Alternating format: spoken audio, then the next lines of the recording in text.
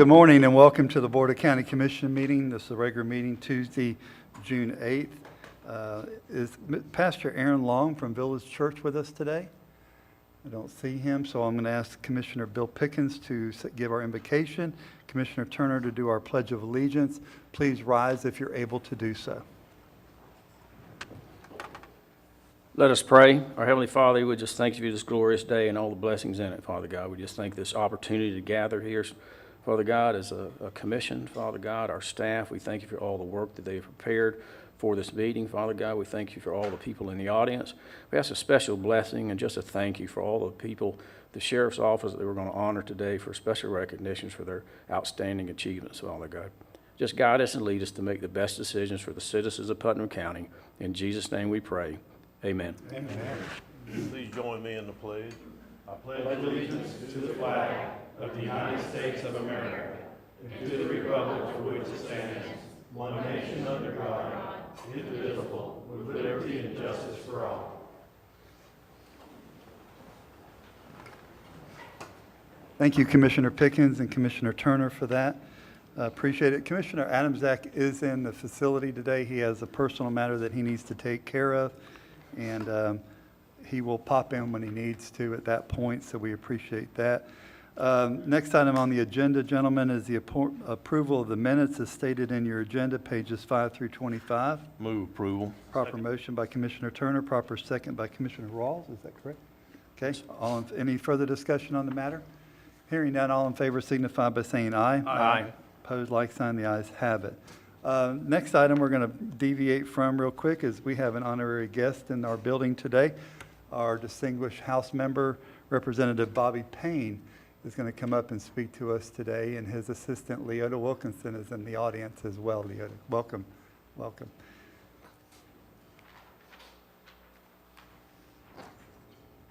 Is the mic on? It is, sir. Okay, great. Good morning, Commissioners, Chairman. Thank you for having me.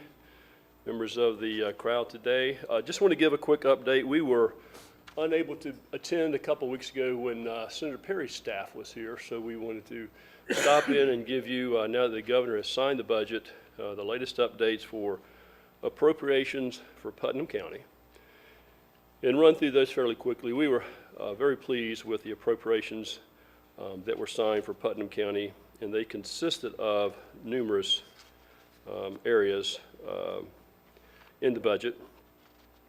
We have up to $41 million coming back to Putnam County, depending on how you want to divide it. You know, members put in projects each year, and I think you recall from the delegation meeting last year.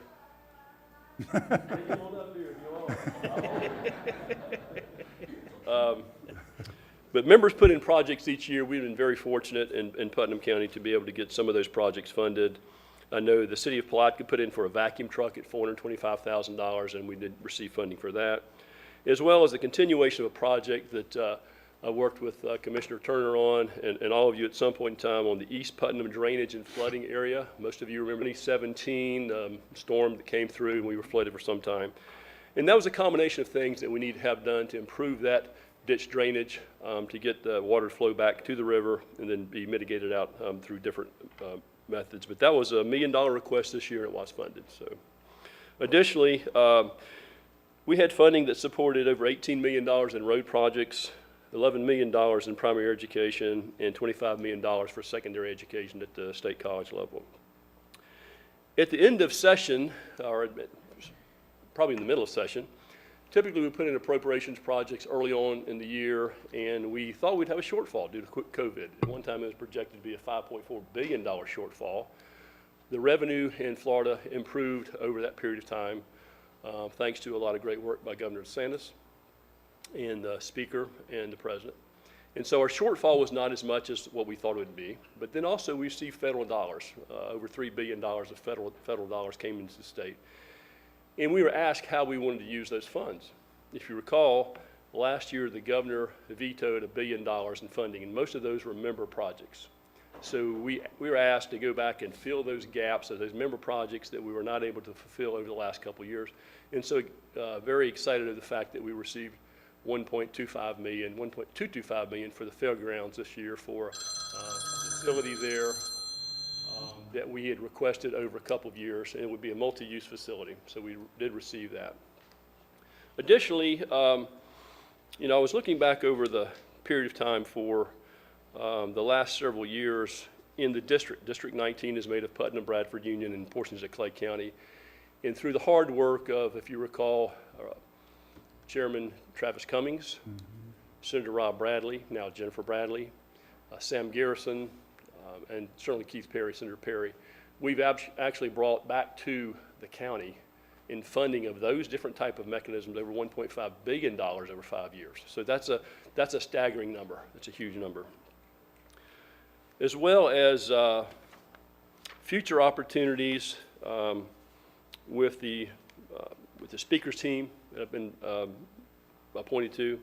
We'll continue to have 3 or 4 more good years if I can serve out the full number of years of terms of my opportunity to serve 8 years. Additionally, I wanted to let you know and let members of the audience know that over several years I worked on comprehensive water package. We passed a comprehensive water package in 2020 that was covered everything from wastewater runoff to groundwater to septic to sewer conversions. But one of those packages in there, one of the pieces in there was a biosolids rules ratification. We didn't pass that in 2020 because we felt like we need to spend a little more time with a review committee. There was a review committee appointed in 2018. There's a biosolids task force review committee. And using the lessons learned, what are we going to do with biosolids? I know biosolids is an issue that you have on your agenda today. And just wanted to give the opportunity to let you know that we have good resources through Secretary Valenstein, DEP Secretary, and that we can help support or make sure that knowledge and information is passed on to the public. It is a lengthy process to get an application permit. There is a process of public hearings that will take place, and those can happen any time the applicant submits an application. And just want to make sure that you know you have the resources at the state office in case you need those resources. So. Thank you. No questions. I appreciate the opportunity. Representative, your staff member Leota sent those conditions out yesterday in email to us, and we Great. appreciate that. Good. It was very eye-opening. Yeah, it is. Yeah. So I want to personally thank you for the work you do for Putnam County and our region. You are a champion in Tallahassee. You're a friend of ours, and we can pick up the phone and call you, and you bring results back to the county. And it's important for the citizens to know how much of a good relationship we have with our legislators. You know, we don't get everything done that we want. Nobody does. But at the end of the day, we're moving Putnam County forward, and I appreciate that. well, thank you for saying that, Chairman. I think it's important to make sure that the public knows and that our, whether it's city or county government knows that we're available to assist. We are policy and rules makers, but we don't always, we don't have the opportunity to enforce the rules and regulations. We do have an opportunity to make sure they're visible and known, and we want to make sure we're always doing the right thing. I think that's the goal of all of us in public office, is to make sure we improve the quality of lives for our citizens and make sure we're improving the opportunities for our community. So with that, thank you. Thank and you. I appreciate the opportunity to speak to you today. Thank you, Representative. Thank you. We appreciate it. All right, the next item on our agenda, we have a 9:05, our Port Authority. Gentlemen, we're going to recess our Board of County Commission and convene our Port Authority. And the first item of business is our approval of the minutes. Move approval as listed. I'll second. Proper motion by Commissioner Turner, second by Commissioner Pickens. Any further discussion on the minutes that are listed in the agenda? Hearing none, all in favor signify by saying aye. Aye. Opposed, like sign. The ayes have it. Is there any public comment on Port Authority items only? At this moment, only on Port Authority items. Hearing none, we'll move over from the public comment. Any general discussions on Port Authority from commissioners? And I got one topic. okay, Mr. Rawls, you have the floor. So I met with Mr. Troxler last week. We took a look at the backflow preventers out on Comfort Road. I think they're at the end of their useful life, and at the time, when you look at these things, they're beyond sad. Somebody actually welded on. You were a welder. They welded on the cast iron. The nuts are rusting off of them. The complaint, I got a complaint from an engineer that was flow testing fire hydrants and said, we have diminished flow, there's a problem with your backflow preventer. So as we were leaving, I said, do you have the money in the budget to find the money? And he goes, Port Authority has it, right? And I said, I think so. So if I'm not mistaken, we're responsible for the maintenance of the water system, including the backflows and the piping in the ground. That's not the city's, that's ours. Correct, I believe so. So then the conversation came up, if we're breaking even on that system, and now we got to spend $10,000 just on the materials or more. Labor, I don't know what labor is going to cost, but why do we want to be in that business out there if we're having to fix this stuff, including water meters, and how do we ever, Well, I think, what was, if we give it back to, if the city be willing to I take guess it back? that's what I'm looking for, is a solution. Well, We had a meeting a while back, if I may, You Mr. may. Chairman, we had a meeting a while back that we discussed that with the city or something, or we discussed going to the city about seeing if they wanted that system or something, and, I don't exactly know where that ended up or not. I mean, originally, the county had to put it in way back because the city didn't or Didn't want it, couldn't or yeah. whatever, and so they had to put it in. And they actually, if my memory serves me well, also ran the water all the way up to the jail from south, not down there, I don't remember if it was on 100 or 19 or somewhere south, way south. And the county actually ran the water to the jail with the caveat that anybody that tied on to that water system between where they started and where they finished at the jail, that the county got the impact fees to help them get the money back, recoup the monies from that they put in for that water line. So the water line, I believe, and I could be wrong, but the water line, I believe, belongs to the city, to the county, or maybe even the city, but the county gets the money for tap fees until the money's paid back for the cost of the line.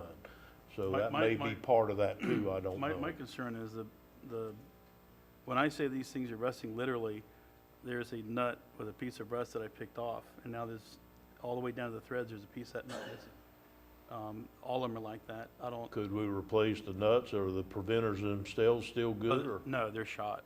And the fire suppression engineer thinks that the checks are, I personally think that if you go out there and try to open the checks up, you're gonna create more Crack 'em leaks. And there were leaks, somebody welded them, which is unusual, but, you can, if you go out there and look at it, you'll see what I'm talking about, but they're gone. But then I started thinking about, if we're buying the water from the city at a marked up price, the city sells it to us, and then we mark it up and sell it to the end user, but we're not making enough to cover the cost of the infrastructure, it almost seems mindless that we would do the end user a favor if we stepped out of the middle and didn't mark it up. And 'cause I think the city's selling to us at a higher rate anyways. Why don't we, if I may, why don't we ask staff to open that rhetoric up again with the city and see where that stopped and where we are as far as moving on, and then possibly even find out what the backflow preventers are gonna, it's gonna be a lot cheaper to do them now than it's gonna be. $4,800 a piece. $4,800 a piece. Well, it's gonna be a lot cheaper than if it happens on a Saturday evening at Right. 2 o'clock in the morning. Then it's gonna be 15,000 to get One of the- somebody to go out there and fix it. One of the wheels is missing on one of the valves. You can't even shut one valve off. You'd have to take a wheel off of one and put on the other.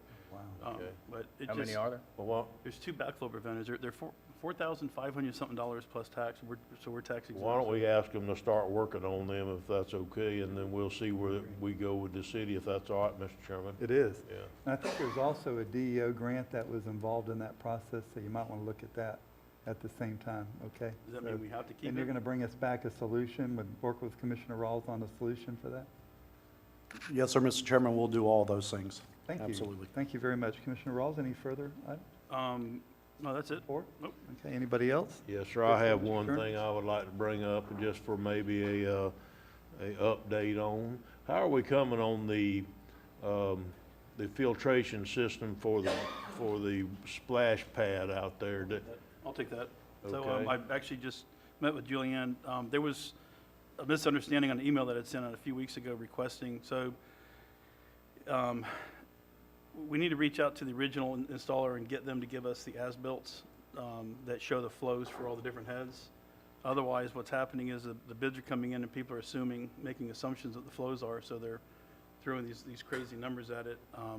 I was told by one installer, if we had an engineer go ahead and give the flow data, then they'll match a system to that. Otherwise, they're gonna have to hire an engineer, and these guys are putting like $20,000 in there for engineering, and we can get it done for less than $8,000. It was it was my understanding that everything's already plumbed and ready to go to put in the new tank and the filtration system, but that's not included, so What has if we to don't happen- have as-built, we ought to be able to get them, Yeah. I hope. The system is extremely simple. There's one pipe going to the retention pond, one coming from the valves that are next to the bathroom buildings. So all you're gonna do is interrupt those two pipes, put them into a tank. VacPack makes the tank and the filtration system, but they don't know how to size it. I contacted them and talked to them, and they said, if you tell us what your flow data is, we can give you a price, and then it's just a matter of getting somebody to stick it in the ground and. I bet that's included in the original bid, the flow data for that system. I've looked The at everything original that we've specs. got, and nothing has anything on it. And I don't know if it's proprietary information, they just don't want to give it out, but, you know, each of those elements has a certain amount of Right, flow per yeah. minute. So all we have to do is match that, and the engineer will probably upsize it by 10 or 15, 20%, whatever they do. Yeah, that's all I had, Mr. Chairman, thank Thank you, you. Mr. Turner. Appreciate that. Is there any further discussion? We're going to end our Port Authority meeting, go back to our Board of County Commission meeting. And the next item on our agenda, Sheriff Gator Deloach is in the building. Mason, good to see you also. Sorry to call you out, but you knew I probably would. He did better than I would have done, Mason. I'd have said, and we want to introduce the future state representative or senator or governor or whatever. We don't know what the future holds in store for him, but I'm sure That's it's for going to be, sure. I going want to to be scare him bright. off, okay? Just Good morning, Mr. Chairman and Commissioners. It's our pleasure today to be before you again to recognize some of our finest for exemplary service. Colonel Wells will read the recommendation for the awards, and then we'll proceed from there. So I'm going to ask the recipients to step forward with the sheriff prior to the reading. Not all of these folks could be with us today due to other duties or other conflicts, but we are going to recognize all of them. So we're going to begin with a larger group of individuals that were all involved in the same incident, beginning with Putnam County Sheriff's Office medical staff, LPN Caitlin Brown, Nurse Brown, Deputy Sheriff Terrence Haynes, Deputy Sheriff Kelsey Ritchie, Deputy Helen Brady, Deputy Jessica Green, Deputy Greg Session, and Deputy Charles Word. Again, like I said, a lot of these folks were unable to be here, and we'll catch with them later due to other duties. On April 22nd, 2021, Putnam County Corrections deputies observed a female inmate having a medical issue. They immediately responded to the area and noticed that she was in distress and full seizure. When they arrived, they noted that she was not taking sufficient breaths to sustain life. Facility medical staff were summoned and also responded without delay. Chest compressions, rescue breaths, and the use of an AED were immediately utilized in an effort to sustain life. Due to their training and expertise, staff suspected that the incident could be related to an overdose, and Narcan was immediately administered. The inmate was transported to Putnam Community Medical Center and made a full recovery. Actions of these professionals have saved the life of a fellow human being and provided the inmate with another chance at recovery. We pray she will take advantage of recovery programs available inside our jail in pursuit of a happy and productive life. So, as a result of this incident, Nurse Caitlin Brown, Deputy Sheriff Terrence Haynes, and Deputy Kelsey Ritchie are hereby awarded the Life Saving Award. Deputy Sheriff Helen Brady, Jessica Green, Greg Session, and Charles Word are hereby awarded the Sheriff's Achievement Medal.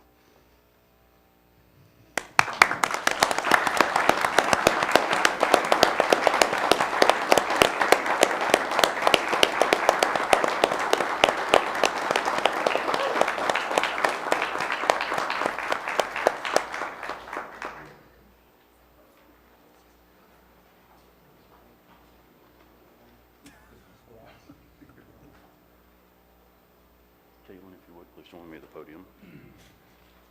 The Life Saving Award is hereby presented to Caitlin Brown in recognition of your courageous actions during an emergency by coming to the aid of a fellow human being with dedication and diligence. You're hereby commended for your outstanding actions on April 22nd, 2001, which led to the preservation of a life. Thank you. Congratulations. Thank you.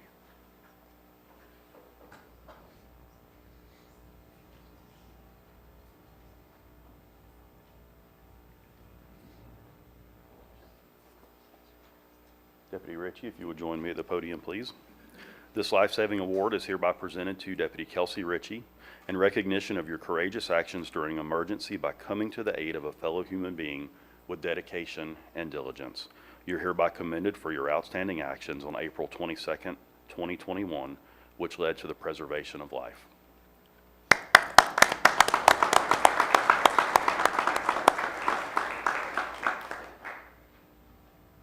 Join me at the podium. The Sheriff's Achievement Award is hereby presented to Deputy Helen Brady in recognition of performing your duties with diligence and excellence. Your quick and decisive actions on April 22nd, 2021 were instrumental in assisting others, which led to the preservation of life. Thank you.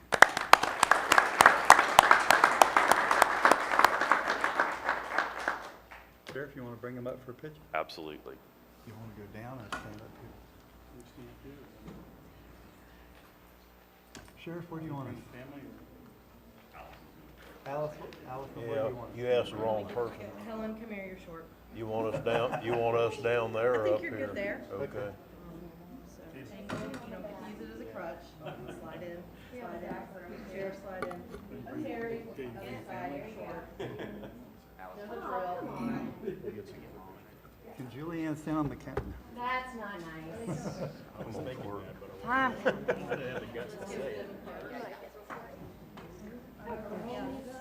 Hold them up, straight. All right, everybody suck it in. And smile, 1, 2, 3. I take offense to that. Yeah, I can't suck it in that hard. I sucked all I can suck. Yeah, when I blew it back out, it.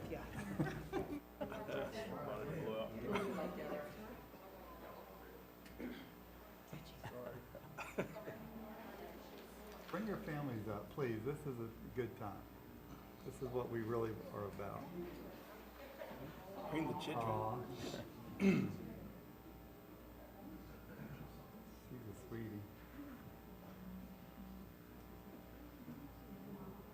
Boys in front, yeah. You guys ready? Just for this morning? Julianne, yes, you don't have to come in It is that time of the month, isn't it?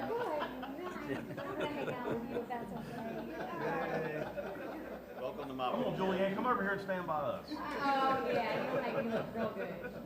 All right, and everybody look this way. And here we go, 1, 2, 3. Then the Big deal. Congratulations. Congratulations. And thank you.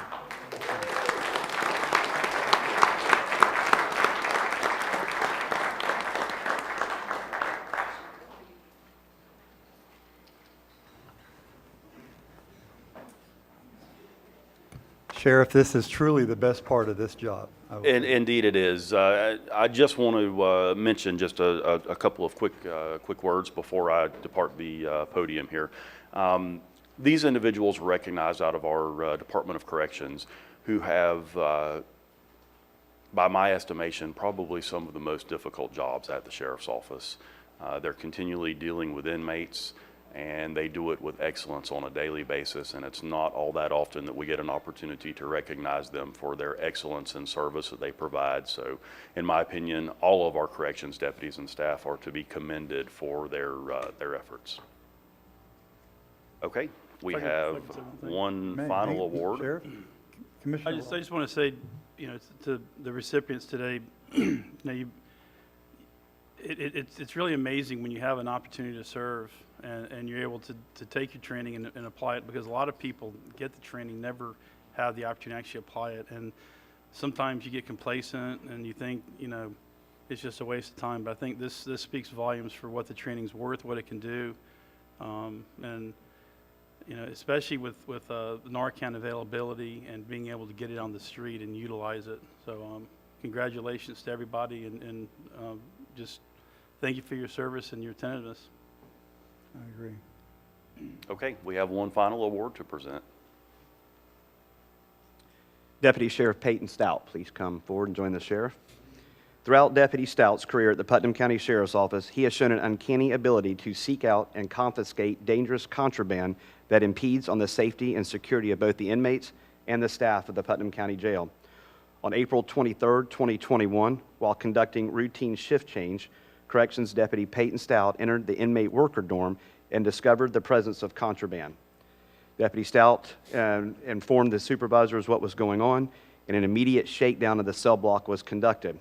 This resulted in the confiscation of multiple more items of contraband and information as to who was responsible for introducing the contraband to the facility. Deputy Stout, on no less than 12 documented occasions, has intercepted weapons, drugs, tattoo equipment, and multiple other forms of contraband. Deputy Stout has continuously exhibited the kind of culture, discipline, and officer awareness required to continually perform his duties at the highest level. Because of his continued efforts to maintain a safe and secure environment for the staff and inmate population, Deputy Peyton Stout is hereby awarded the Sheriff's Achievement Medal.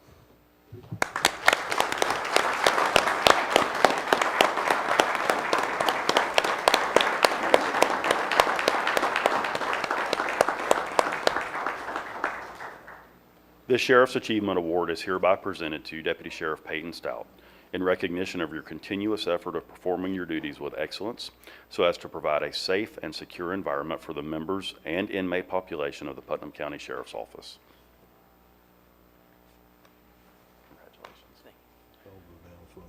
So before we take the photograph, I will tell you, prior to Peyton receiving this award and some of his efforts, we'd actually considered the purchase of a narcotics detection dog to deploy in corrections as an adjunct to the body scanner that we use to detect contraband.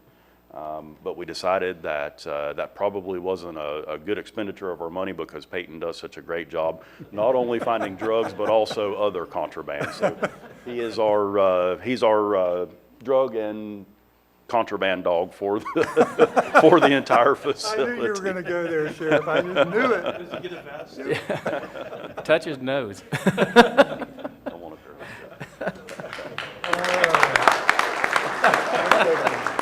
Maybe to get one of those collars.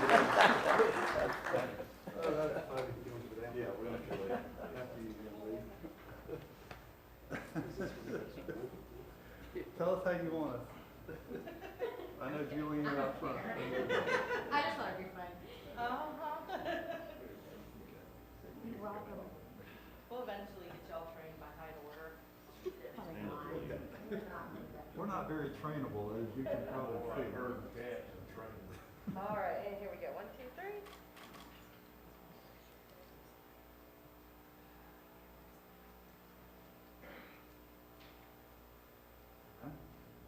Did you want to get in there real quick? Yeah, please. You make the picture look better. Oh. Here we have to go there with the Julian. And here we go. 1, 2, 3. Guess we didn't get the memo. Get them, give them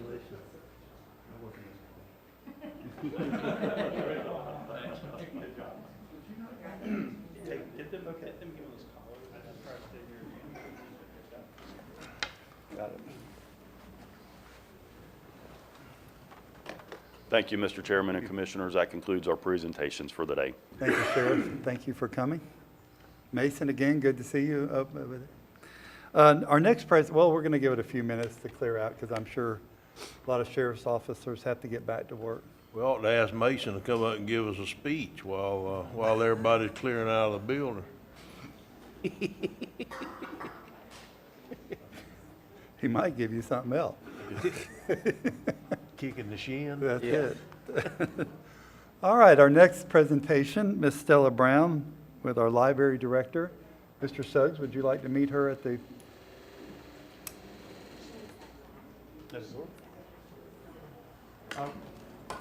We need the plaque to read from. Yeah, I'll come down there in a minute. We'll take a picture down here. I have one. But if you want to show that off. All right. Sure.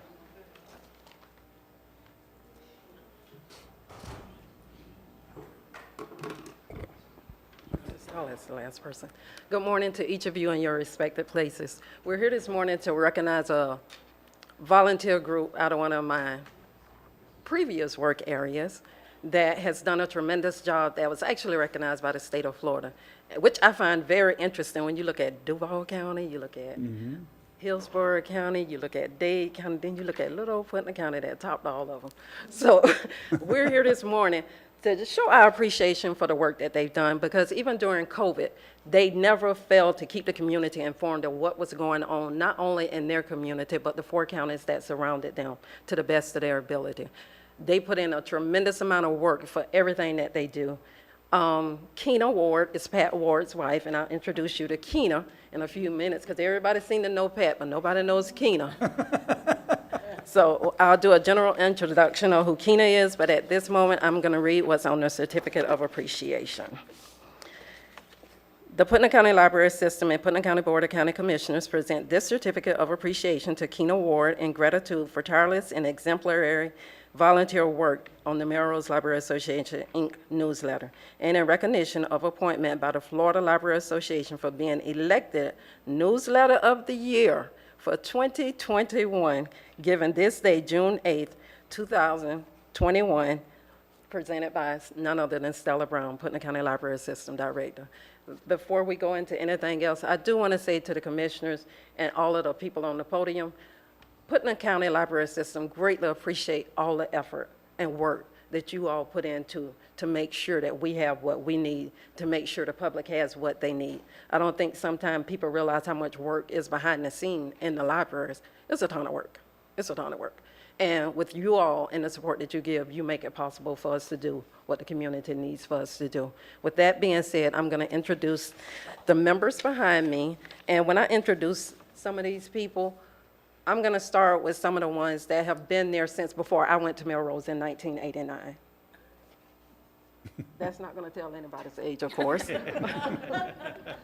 But Virginia Walkup, her aunt, Aileen Smith, was one of the reasons of how they got the library in Melrose. She was on that first committee that worked so diligently to make sure that their community had a library.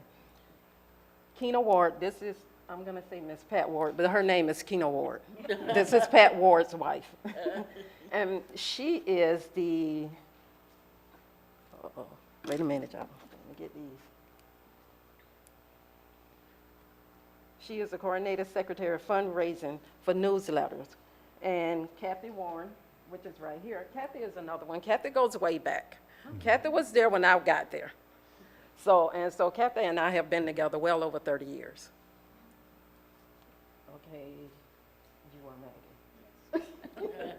This is Maggie Blizzard, and she is the director, and this is Andy Blunt. And Andy may not remember me, but when my kids went to school in Keystone, Andy was at the Keystone Library. And she used to help take care of my kids when they got out of school. So she was one of those moms that helped the community raise the village. But today we're going to issue an award to Keena, who put in so much work to keep us informed, and show her our appreciation by saying we greatly appreciate everything that you have done and continue to do to keep the community informed by working with such a fine group of people. Thank you. Thank you so much. Mr. Chairman, on behalf of the Board of County Commissioners, administration, staff, and the citizens of Putnam County, I'd like to present this certificate to Ms. Ward on behalf of all her efforts with the newsletter for the Public County Library System. And I'd also like to take a moment, if I could, to thank Ms. Stella Brown for the awesome work that she does with our libraries. A lot of people don't know this, but Ms. Stella started as a page in the library. Now she's a library services director. What an accomplishment for Putnam County, and we're fortunate to have her. And this is a result of her good work. But Ms. Ward, this is about you. Congratulations on behalf of the Board of County Commissioners.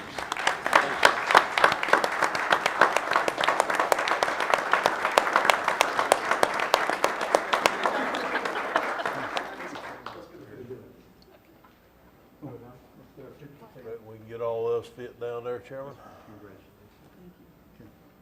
I think we can. Ladies, come up here in front. 2 rows. I'm not good at pictures. Oh, you got a fat guy down here. I'm Linda. I'm Linda's husband, too. So I don't have identity either.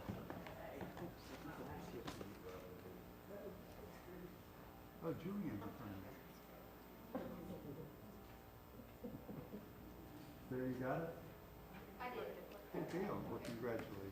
Thank y'all for all your hard work.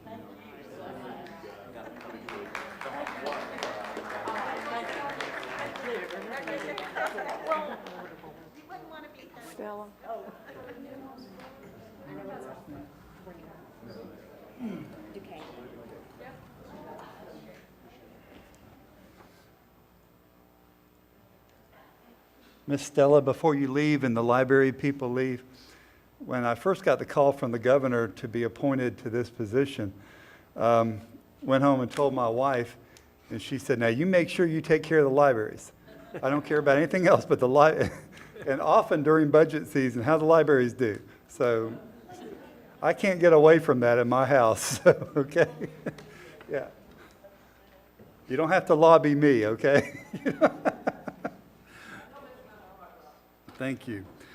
We're going to deviate from our agenda for just a second, and Diane Duque with the Department of Health for Putnam County is going to come up and introduce somebody that she wants to introduce.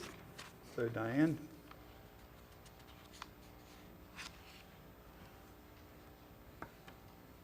Good morning. I have here Miss Stacy Branham. She's our newest employee at the Department of Health, and she is our Director of Nursing. Do you want to introduce a little bit about yourself and your background? Good morning. Morning. Not a good speaker yet, but That's okay. I'm super excited to be here. Been in the community my whole life. Started at Shands, University of Florida, the Trauma Center, 2007. Been at the hospital for the past 5 years. Super excited to get started. Sorry, super nervous. Don't be nervous. But super excited to get started. Everybody's been very kind, very welcoming. We're gonna, between our leadership, we're really excited to strengthen our relationship with you guys and the community. Well, good. So- Thank you. Thank We you. welcome you on board. Thank you. Welcome, yes. Yes. Appreciate it.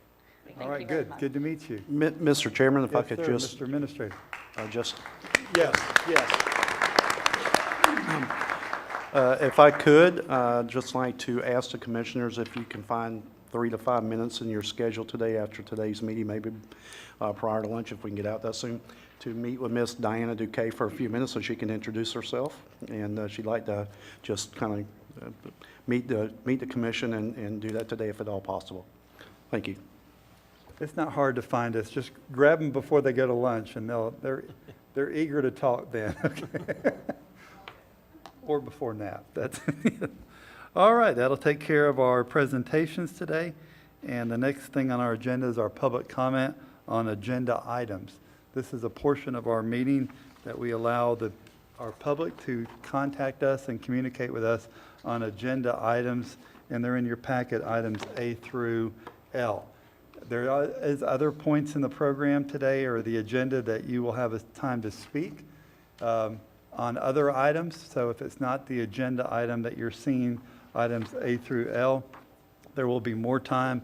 And then there's time at the end of our agenda today to speak also.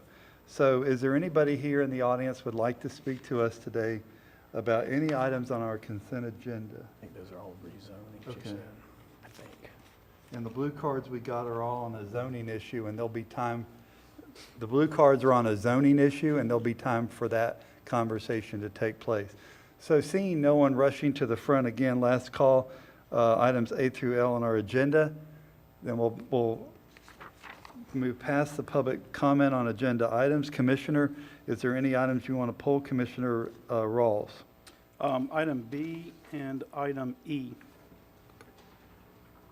Item B and E is in Edward?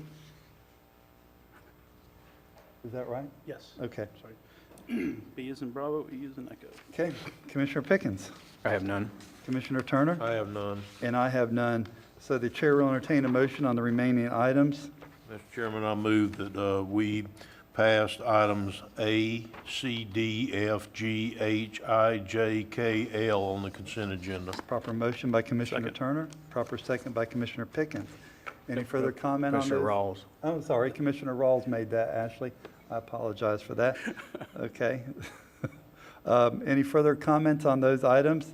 Hearing none, all in favor signify by saying aye. Aye. Opposed, like sign. The ayes have it. And now, Commissioner Rawls, you have item B on the agenda. I want to see if we can pull this and move it to a workshop. I think this is something we should discuss.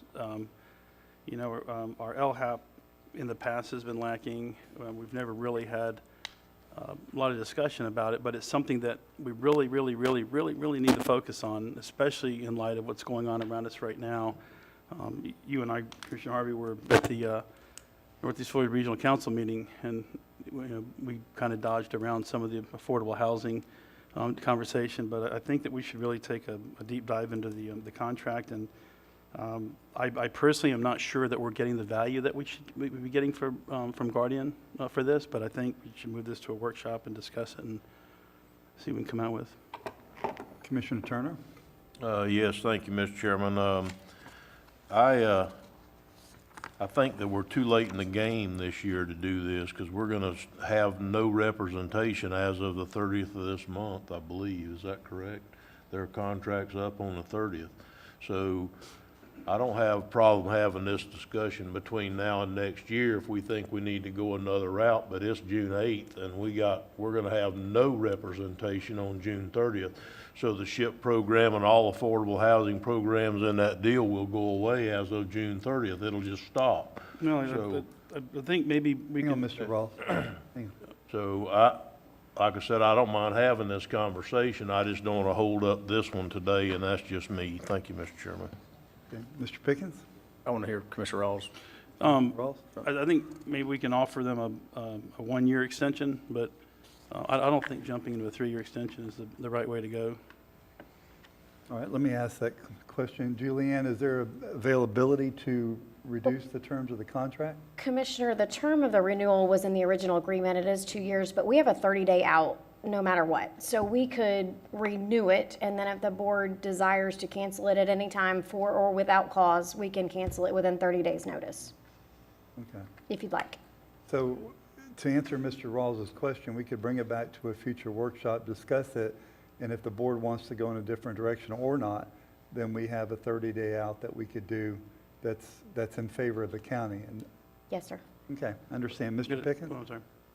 Yeah, and I was not going to pull it, but since it was pulled, I think that's an excellent idea, is to look at this. The legislature last year mandated that a commissioner sit on the Affordable Housing Committee. So I've been brought up to speed more than what we just see when we approve the SHIP. I actually have two meetings per year that I have to zoom in on for the district AHAC members, and it's very enlightening. But when I got here 5 years ago, the SHIP program was not being managed well. Guardian took it over.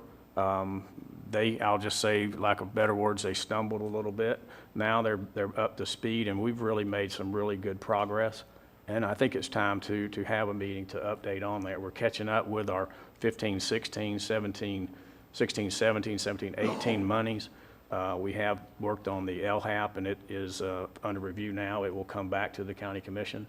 So I think Guardian is really working with us well. The AHAC committee would meet just periodically. We are meeting every quarter, and we're having a good turnout. We're having a quorum each time. So I think we're making some progress, but I agree. I think it's time to look at it, discuss, and just update everybody on how this is working. So. Thank you. Commissioner Amzak?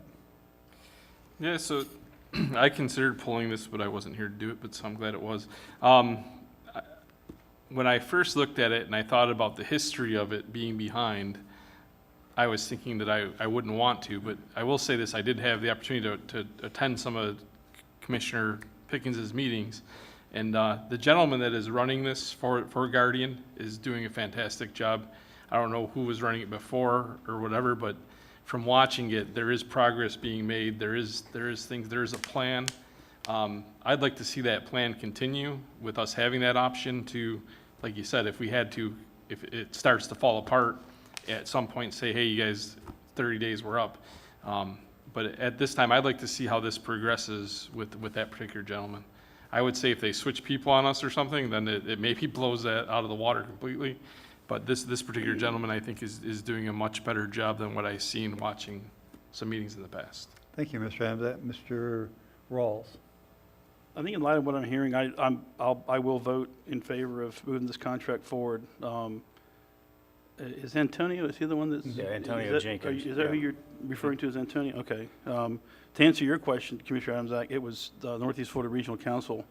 When Brian Teeples was running it, they had the contract. And I have a view from a different vantage point because I actually worked at one point with SHIP grant recipients, and we hated doing it. We almost felt like it was an obligation for us to do it just as a community service because you're going to set yourself up for failure. You're going to lose money on the job. You know going in you're going to lose money because there's going to be a lot of unforeseen conditions and the building department's going to have to hold you responsible for. But when I took a look at the LHAP over the one that we're just finishing up and the previous one, I was very frustrated. So if we can have a workshop about this, I think it would be great. I think part of the problem is that there has been no supervision of the contractor to provide us with anything. So they were just giving us what they thought we needed. And you know, my first experience with it after I got elected was when I spoke with a consultant that deals with low-income housing, building homes for low-income housing folks. And she made a phone call to Guardian, and they couldn't answer any of her questions. And she used to work for the Florida Housing Finance Corporation. And she said, you guys have really got to get your act together. So I was being, you know, counseled by somebody that knew what they were doing. So I'm glad that things are moving along, and maybe we can just, you know, maintain the relationship and, you know, keep an eye on the ball. Thank you, Commissioner Rawls. Appreciate that. Mr. Turner? He covered part of what I was gonna say, but we need to keep in mind, this program was really in shambles 2 years ago. I mean, shambles. And Guardian came in, it took them the first year to kind of figure out what was even going on. It was in such bad shape. So let's be fair about this. It took them a while to get up to par and get things moving. So I think in fairness to this organization, I think they've taken a program that was absolutely in shambles and brought it to the point it's at now. Is it perfect? I agree with you 100% it's not. But I absolutely believe it's moving in the proper direction to get us there. So I'm for talking about it in workshop, absolutely, but I'd like to get an update from Guardian of where they are and where they think they want to go and how they're trying to move forward, and then it should put everybody's mind at ease, I would assume. Thank you, Mr. I agree. Chairman. Thank you, Mr. Turner. Mr. Adams? I'd just like to make sure I add to what Commissioner Rawls is saying, to maybe allay some of his concerns, is I feel the gentleman that's working with us right now, if any of us called him on the phone, he can not only give us an update with where they are at in the overall program, but I believe he could give us an update on each individual house. I mean, that's how detailed he is when he speaks through things. So that's the level of confidence I have at this time. So thank you. Thank you. Commissioner Rawls? The one thing that I see missing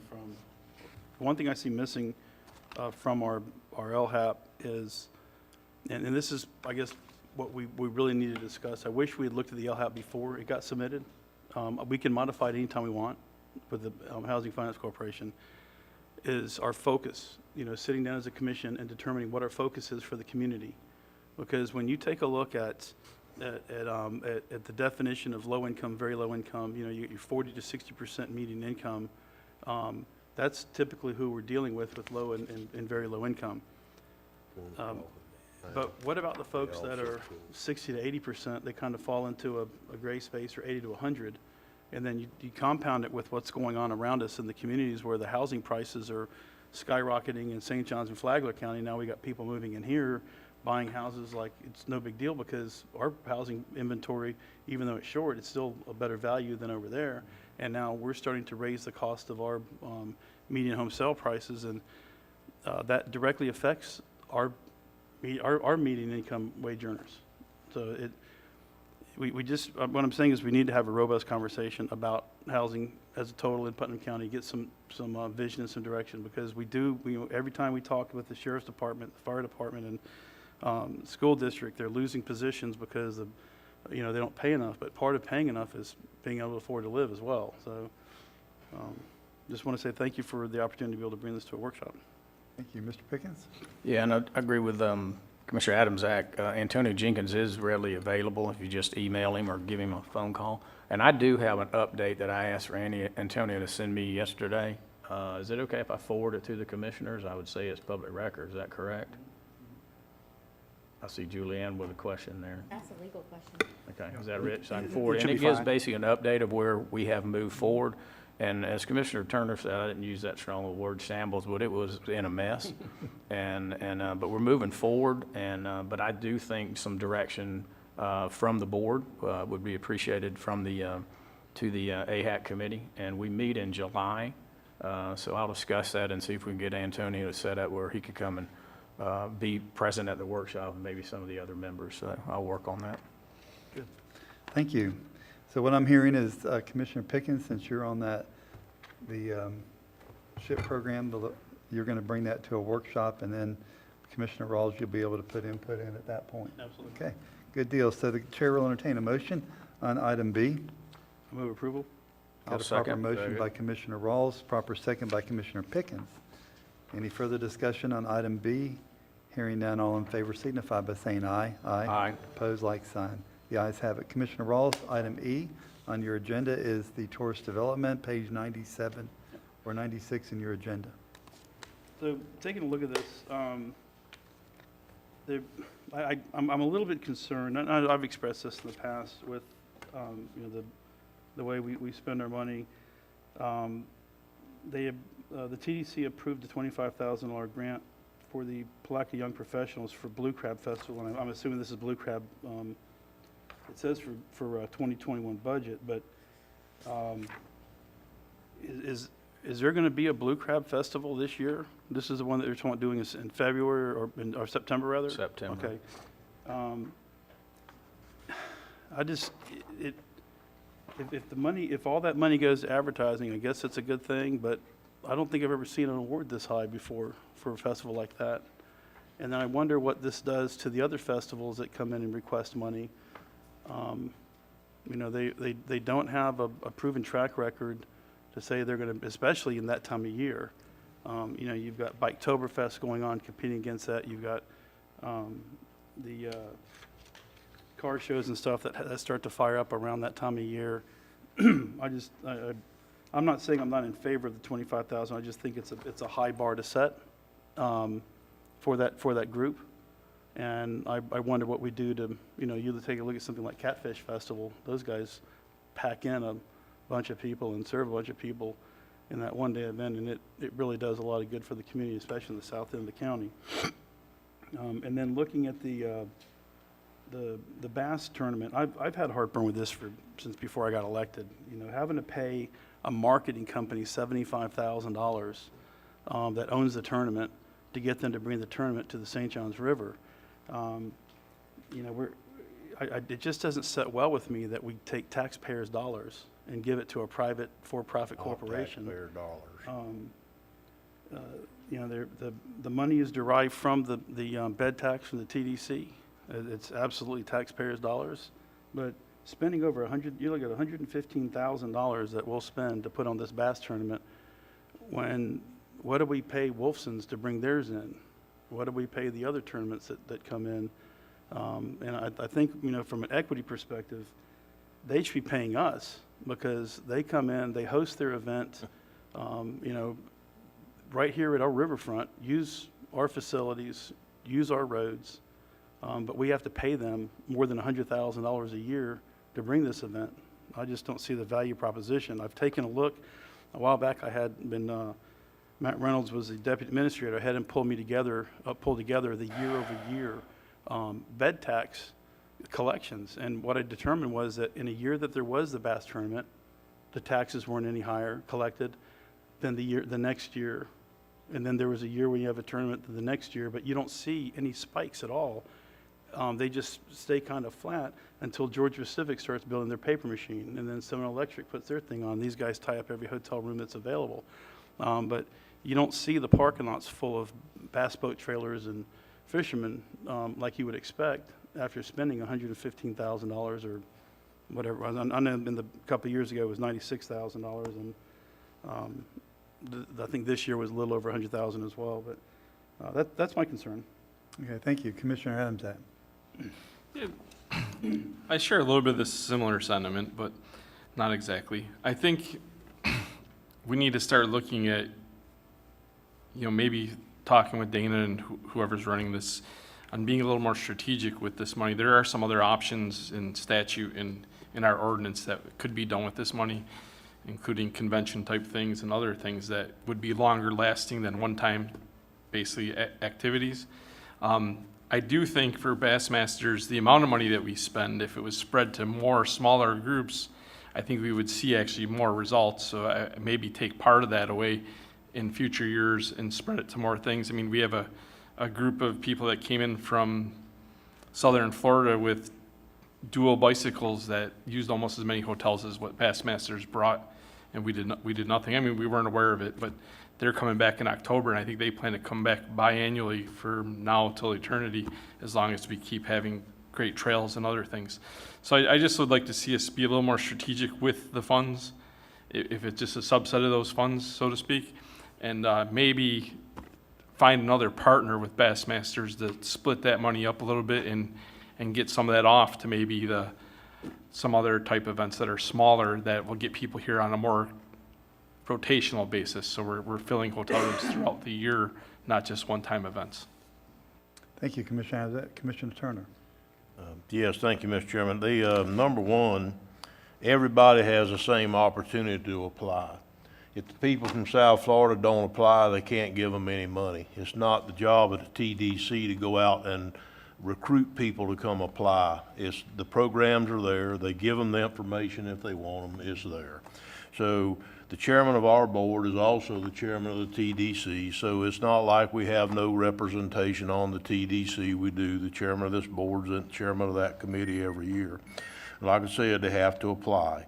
The program was put in place to do this. It's a bed tax money. I understand, but the program was put in place to do this exact thing, expand economic development and grow the bed tax.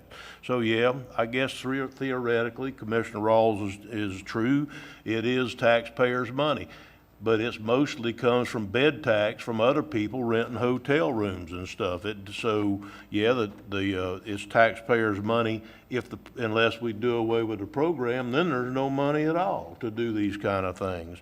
I understand that it's easy to sit up here and armchair quarterback or Monday morning quarterback or whatever you want to call it, the TDC, but you can only give them, they can only give out the money that was applied for. I don't know that anybody was turned down, were they, Mr. Chairman? I wasn't, yeah, they You were didn't not. like that one, They were okay, not. so. Yeah. But everybody has the same option to go and ask for the money and apply for the grants in front of them. So, I understand that the TDC has been a very tricky point for some of the commissioners up here ever since they've been here. But I'm still for what they do. We charge bed tax. Mostly out-of-town people pay that tax, not local people unless you go spend a night at a hotel. And then on top of that, they take the money and try to use it for economic expansion of Putnam County. Could we find out a better way to do it? Yeah, maybe. But the thing is, I don't understand how we could find a better way to do it unless those people apply for that. I don't see how we can do that. So, I understand that every time that something from the TDC or the chamber hits the agenda that we're going to have a talk about how terrible it is and what have you, but I think they're doing a good job. I do. The chamber does not have anything to do with this other than they facilitate the program. They're not even a member of the TDC, unless I'm missing something. No, you're not. And so, but as soon as the chamber's name on it, we're going to talk about it. But that's fine. I have no problem with that, but let's just keep this in perspective. If you apply, you get to stand in front of a subset of members in the community that you can ask to give you grants for advertising, and there's certain things that has to be done with it. I do think the bass tournaments are a good thing to come to town. If you don't want them to come to town anymore, then just go on and say that, because they're not coming unless you pay them money. That's the end of the story. And there's other communities waiting in line to have them too. So if you don't want them here, all you got to do is create a controversy, and you won't see them anymore. You won't have the national advertisement and the national set of people that pay attention to that. So, Mr. Chairman, I'll relinquish the floor at this time. Thank you, Mr. Chairman. Mr. Rawls? So how many bass tournaments do we pay for every year besides this one? We can get you a copy of that through I think the answer is none, but we see Miss Julie Linton sitting out there. She's the Vice President of Tourist Development. Maybe she can answer that question, but I think the answer is none. So I think what rubs me wrong as a taxpayer is that we pay for their insurance, we pay for hotel room stays, we pay for meals. When the folks come in from the Wolfson's tournament, we're not paying for them to stay in hotels. We're not paying for them to go eat dinner. And if I'm wrong, I would like somebody to stand up and tell me I'm wrong, but why are we paying for the insurance for that promoter? The promoter comes down and gets paid $75,000 just to show up, but then we have to pay their fee to the city of Palatka for the event. We pay for their insurance so they can sell beer, so they can have their general liability or whatever liability insurance it is that they have to cover.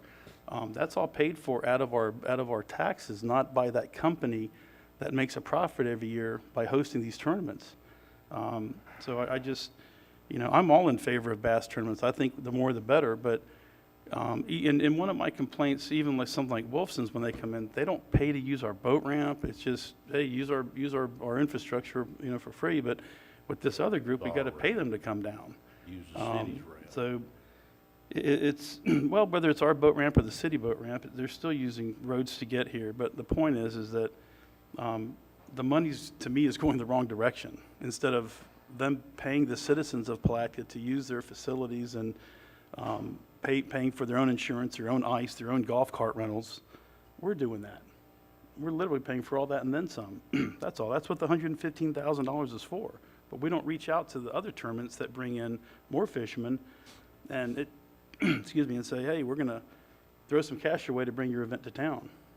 This is the bass fishing capital of Florida. This is the bass fishing capital of the world probably, and people want to come here and fish. So one question I do have, Mr. Suggs, how much money currently is in the TDC budget? TDC fund? We'll have to pull that information for you, I Commissioner. think- We can do that. We can have it to you by this afternoon. I think instead of just throwing this on the consent agenda, what we should do in the future, or even now, is pull this and put it to a workshop so we can discuss it at a workshop. Take a look at how much money, number one, is available. Last time I looked, we had over $1 million in that fund.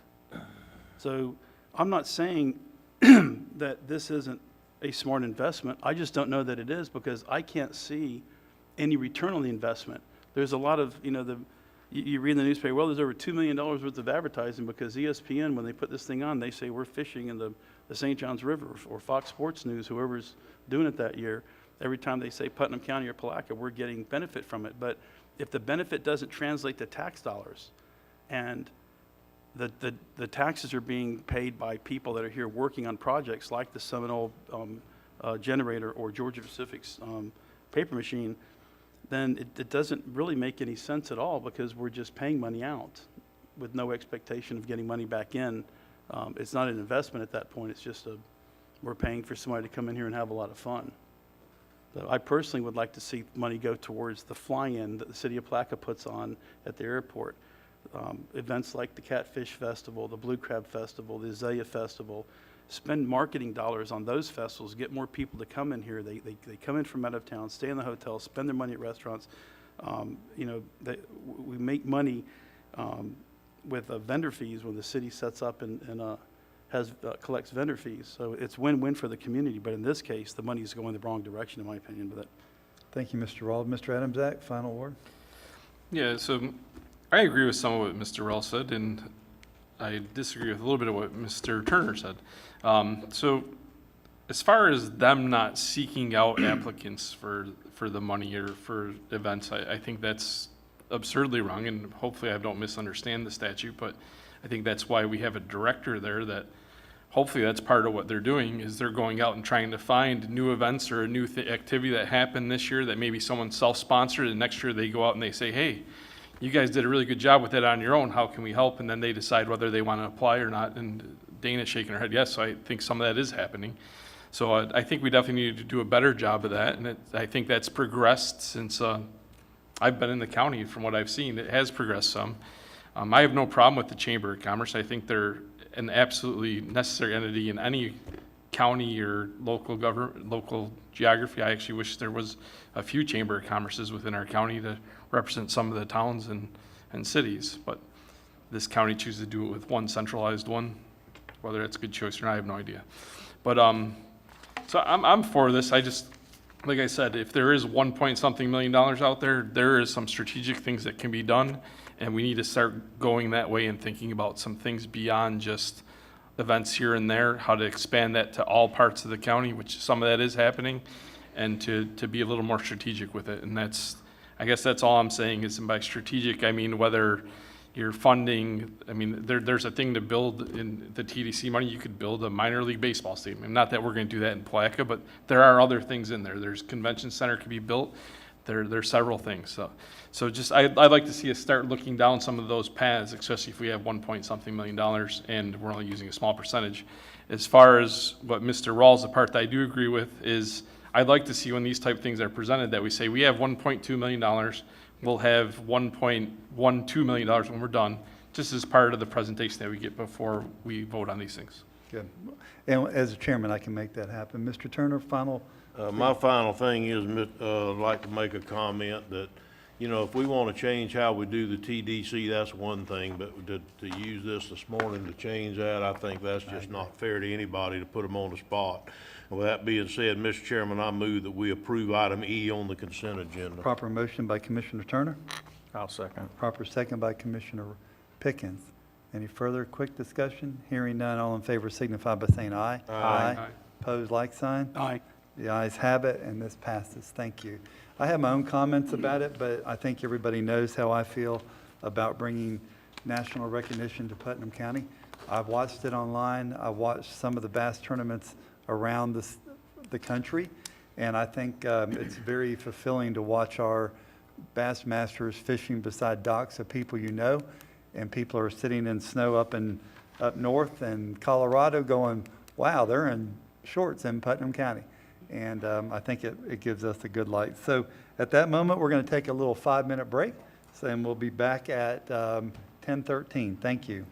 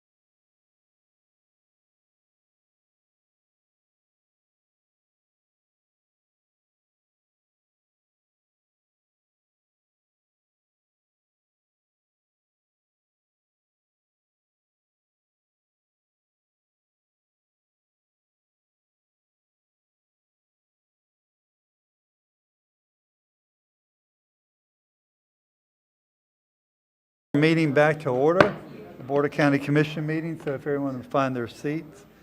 And I had neglected to say that two of our items on the next item B and item C have been moved to the 5:05 meeting today due to the fact that they were advertised for 5:05, and there is an amended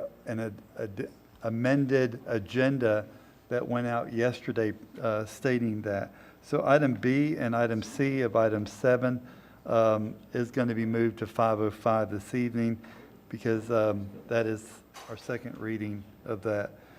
Okay, our next item is item A, page 194 in your agenda, and this is a public hearing.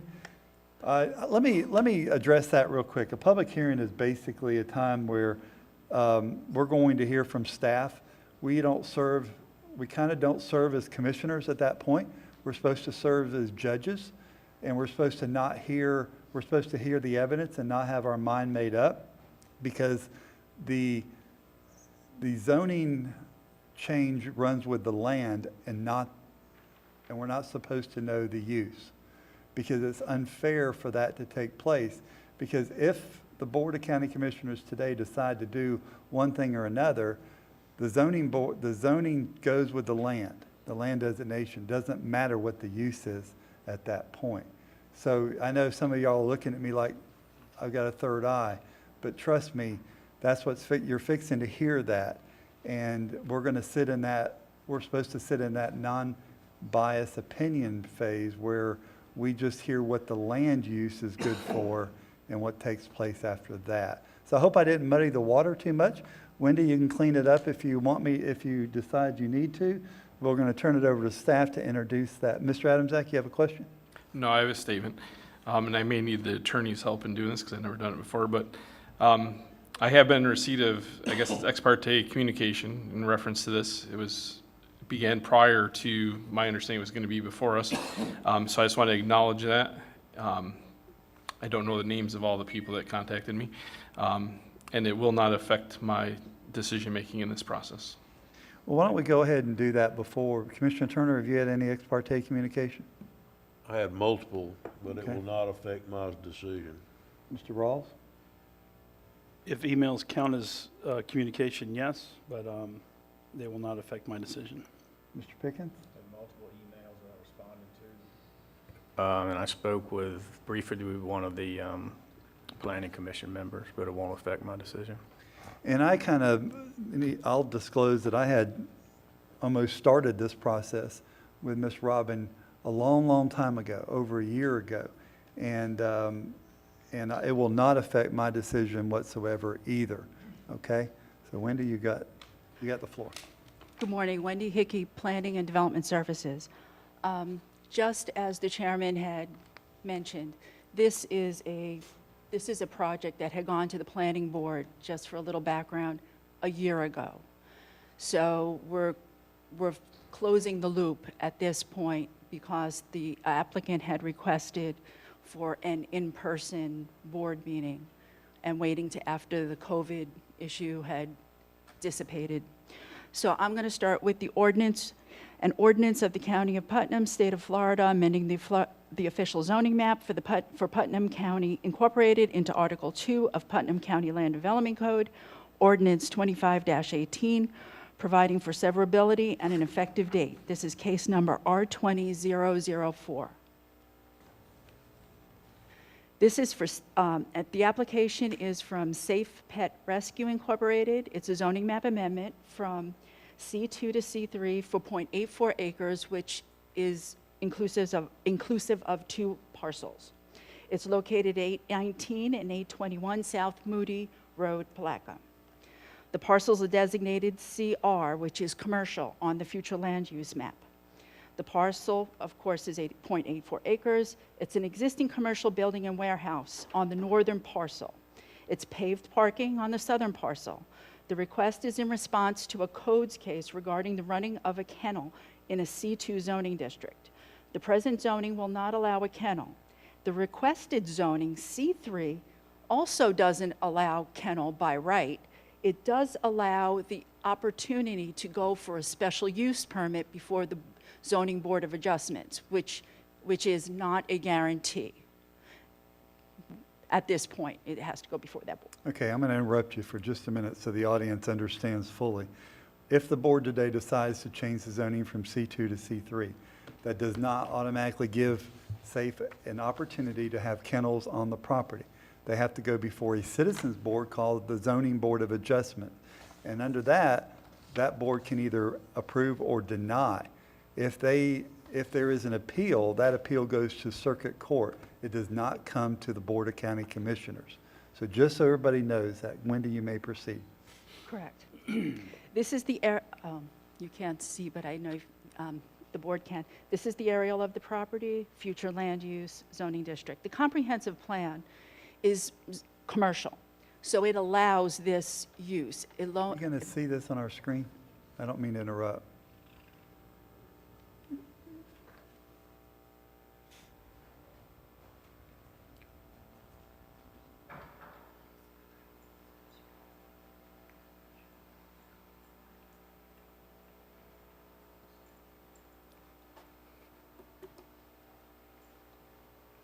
Good deal, thank you. Okay. I'll go back so you can see where the location.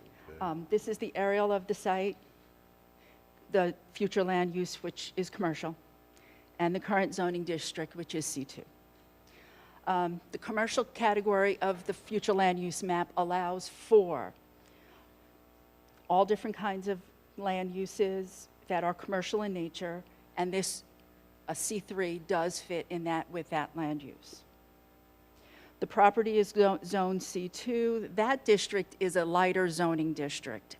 So it has a lot of similarities to the C3, but it's a little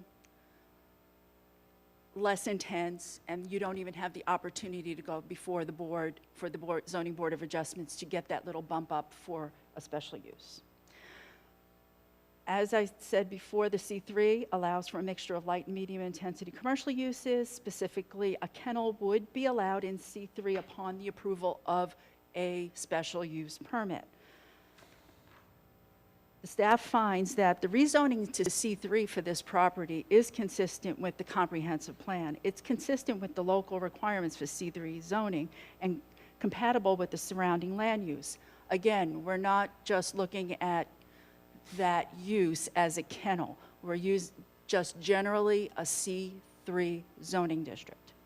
Staff had recommended approval to the planning board on June 10th, 2020. That's how long ago this went to the board.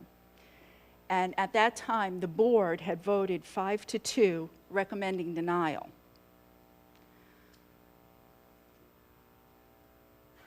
So if you have any additional Okay. questions, or if I can help you with Commissioner anything. Rawls, you have discussion?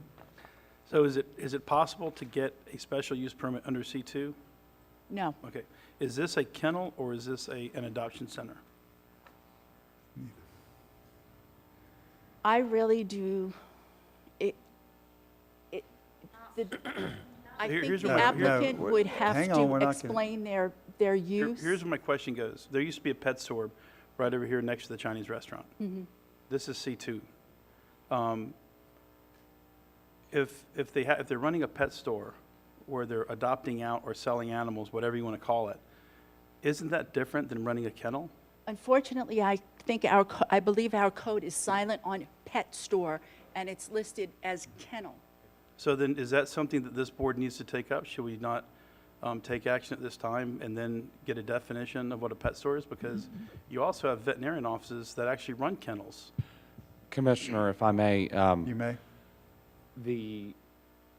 So the definition of a kennel in the code is any commercial place of business where 3 or more domesticated animals over 6 months of age are kept for sale, grooming, breeding, or overnight boarding. It's my understanding that all of those activities are taking place at this location. We would not consider this a Okay, pet. now, listen, we're not going to do that. Please. Go ahead, Gabriel. Thank you, sir.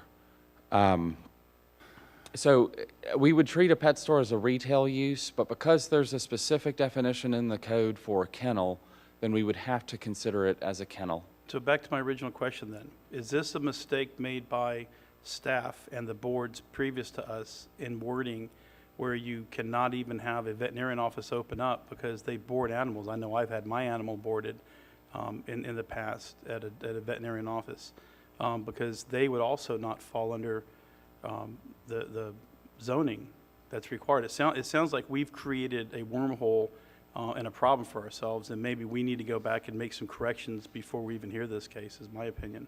To answer your question about whether it's a mistake, I don't believe it's a mistake. I do believe it was intentional to call out kennel because of the noise and the other potentially adverse effects of a kennel. So is every veterinarian office a kennel? No, sir, no. Okay. So a kennel would be where you primarily house, the primary use of it would be the housing of dogs or cats. The veterinary office, the primary use there is the treatment, medical treatment. But they also have boarding where you can just go on vacation and leave your pet for a week. So I would say that if a vet's office has, excuse me, boarding associated with it, then we would have to review that as a special case. I don't know that every vet's office has that associated with it, but if it's a vet's office alone, then I do believe C2 would allow that office. It sounds to me like we need to be a little less broad in our definition of kennel. It sounds to me like the commission in the past and staff have made a mistake by having such a broad definition. It just seems like everything fits into the term kennel if you're running an adoption center. So technically, we can't have our adoption center open up on the corner of 6th Street and Reed Street where we have it over by the old BOCC. That we would be complicit in breaking the law. So I think we need to go back to work on this one and get some definitions fixed. Well, the city's ordinance may be different. What was that? Sorry. That's true. Yeah, under the city could be different. Oh. Okay, I'm good right now. okay, Mr. Adams, you're next. I guess I'm just going to take a broader look at it, and I kind of agree with Mr. Rawls on that, but I didn't think of it like that.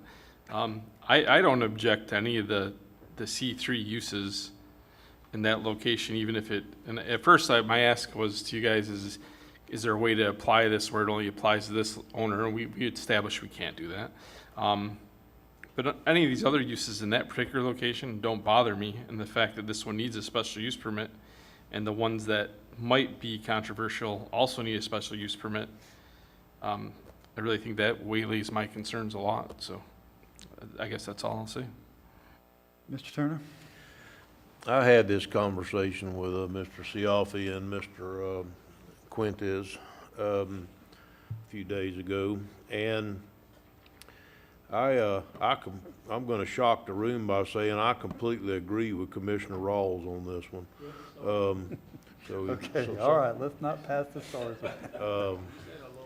Throw the minion to him. I think that we need to work on this and massage this a little bit, I really do. Number one, I think that it should have been fine if there's no outside kennels, and I don't believe there is. They might walk their dog, but there's no outside boarding, outside kennels that I could see.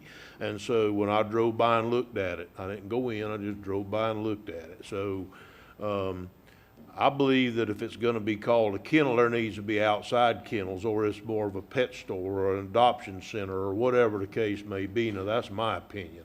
So I think that we can move this forward today by passing it to C3. I don't see any issue why we couldn't pass it to C3 today. And because they're still going to have to go to the ZBOA, and then the ZBOA can put special conditions on it through a supplemental use permit that you can't do through a zoning issue. So they can go in there like a PUD, for instance, and they can say, okay, you're going to put soundproofing in there, or I don't know what they're going to put on there. It's ZBOA, not us, but they could make conditions. You either meet the conditions or you're not there anymore. That's just the end of the story. So, and there's no political in it. It's all straight up because it's a board of your peers. That's not it's not a straight political issue as much as it would be coming before the board. But then I agree with Mr. Rawls. I think we need to hear this, but we're fixing to.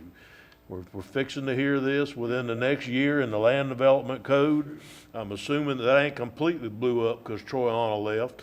So I'm assuming that's still progressing to get on the bid, to get the bid out, to get the consultant on board to start with the land code pretty quick. So, with that being said, that'd be a good opportunity to look at it along with the other list of things that we've talked about over the years and the last few years that needs to be changed during the land development code. But to move this forward, this commissioner doesn't have any problem giving them a C3 for their special use permit. Thank you, Mr. Chairman. Thank you, Mr. Turner. Mr. Pickens? Yeah, thank you, Chair Harvey. Gabriel, did you say that a veterinarian office would be okay in C2? Excuse me, I'll take a look at that very quickly. Because that's, I didn't see it on the list in C3 or C2. And then also, I think you mentioned about a retail location. Now, if they're doing adoptions, is there money change hands with these adoptions? They do? Okay. They pay for spaying. Okay. All right, but that's a service, not actually paying for a pet. So you still would consider that a retail because money is being exchanged? Oh, well, I was referring to the, a pet store with regard to the retail. So no, I would not consider them a retail location. All right, but is a veterinary office, is it, I hate to put you on the spot. If you No, have to no look that up problem, later, no it's problem. fine. I think that we would, I'm not sure that vet is actually called out in our code.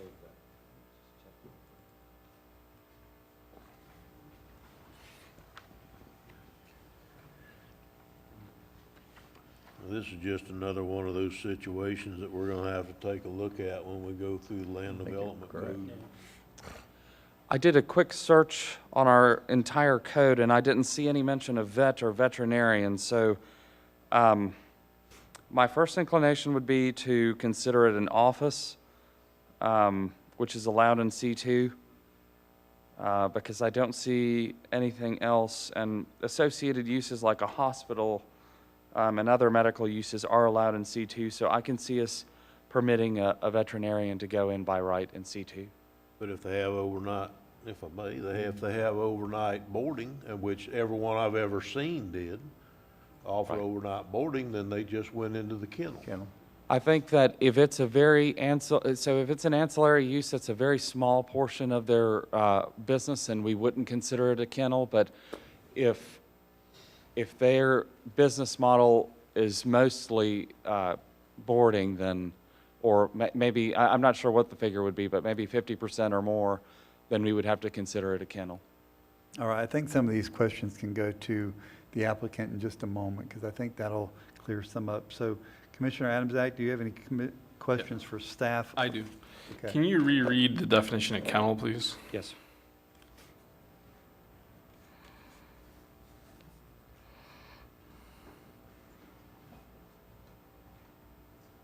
And slowly, please.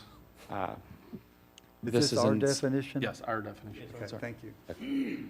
Section 45-813 of the Land Development Code. And a kennel means any commercial place of business where 3 or more domesticated animals over 6 months of age are kept for sale, grooming, breeding, or overnight boarding. Kennel may include, okay, so there is a portion here that says kennel may include a veterinary facility and nonprofit rescue facilities if such uses include facilities that meet this definition of kennel. So any veterinary facility that has boarding would be considered a kennel. So in this case, it's my understanding that they don't do any of those things for commercial purposes. Well, the nature being a commercial place of business. Right, but they're not actually boarding, they're not having someone keep their animal there and receiving a payment for it. At least I guess we'll ask when they come up. They're not offering grooming services to the outside public. They have to clean the dogs that are there, obviously. I don't think they're doing any of those items any differently than, I don't think they fit that definition personally, because they're not actually receiving a transaction based on those things. With regard to sale, I guess maybe the attorney could help me with that. Well, we can ask that question. And the reason I ask is because if they don't meet any of those, if they're not by definition a kennel, then C2 would be fine for their use. Okay, but I think we need to hear from the applicant on what their business plan looks like. That's the key here. Because Because I have some questions along those lines too. Right. Okay, Mr. Rawls, will you finish up and we'll go to the I applicant? just want to say reminds me of a situation that happened to me where my wife gave me a 7-foot wide Texaco sign, 1960 Texaco sign. I put it on the side of a building, and I had a 1958 Tokene gas pump out front. And somebody filed a complaint that I had a commercial building in my backyard. It was my man cave. So I told the planner at the time, you really don't want to take me to code enforcement because it's going to be embarrassing for you. And he had a very embarrassing day that day because when I asked him to read the definition of a sign, I told him that I would lament and I would take the sign down when every menorah, it's a boy, happy birthday, and any other celebration of anything came down because everything meets the definition of a sign. And I only say this to say that I think we need to be a little less literal, actually a lot less literal, and a little more flexible in what we're doing to be able to work with our community. And I'll leave it at that. Thank you. Okay, good. I'm gonna go, Mr.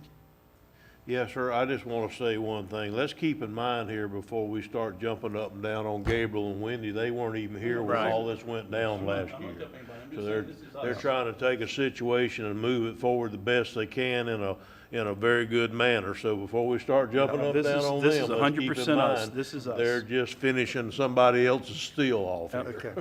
All right. Thank you for your presentation.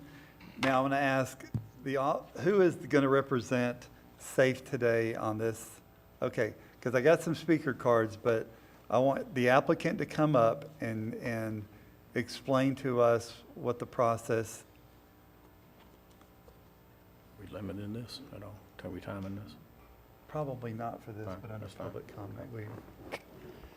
Commissioners, Wait a I'm minute, there's a Carol. gentleman standing up. Sir, are you with these people? Do you want to? I'm supporting. Okay, have a seat. We'll get to you in just a moment. He's just standing in support. Okay, you're just standing up. Okay. Ex- that's fine. But I imagine everybody wants to stand up and support, and so, but it's not necessary right now. Let the applicant speak, and then we'll get to that, I promise. Applicant, go ahead and speak. Give your name and address for the record, please. Okay, my name is Carol Musseline, Yes. and my address is 122 Old Brick Road, East Palatka, Florida. And I'm on the board of SAFE, and I was on the board of the Humane Society for over 25 years. We are now safe, and meaning saving animals from euthanasia. And when they just gave out those awards, life-saving awards, well, let me just tell you, we have saved, just last year, we have adopted out 2,127 animals. Plus, 484 went up to northern counties, Massachusetts, New Hampshire, New York, because they have spay and neuter laws. Ms. Musk, They I need want to it. ask you a question. Yes, We've got to keep this to the land. okay. I want to talk about Okay. the land and the rezoning request. Okay. Can you speak to that today? I appreciate the That's fine, backstory that's of all fine. the animals. I really love that, but Yeah. we're here today to talk about the land. Right. Well, Tina knows what we do out there. She's our vet tech, and she runs the place out there, so she can tell you exactly how it's run and the land, what it's used for. Okay, Tina, say your Hey. name and address for the record. Okay. I'm Tina Harsey. I live at 202 Old Woods Road in Larkin, Florida, 32148. I am the manager at Safe in Palatka. Okay. All right, so let's talk about the land. Okay. Okay, so we're trying to go from C2 to C3. Mhm. And what's the reasoning for that?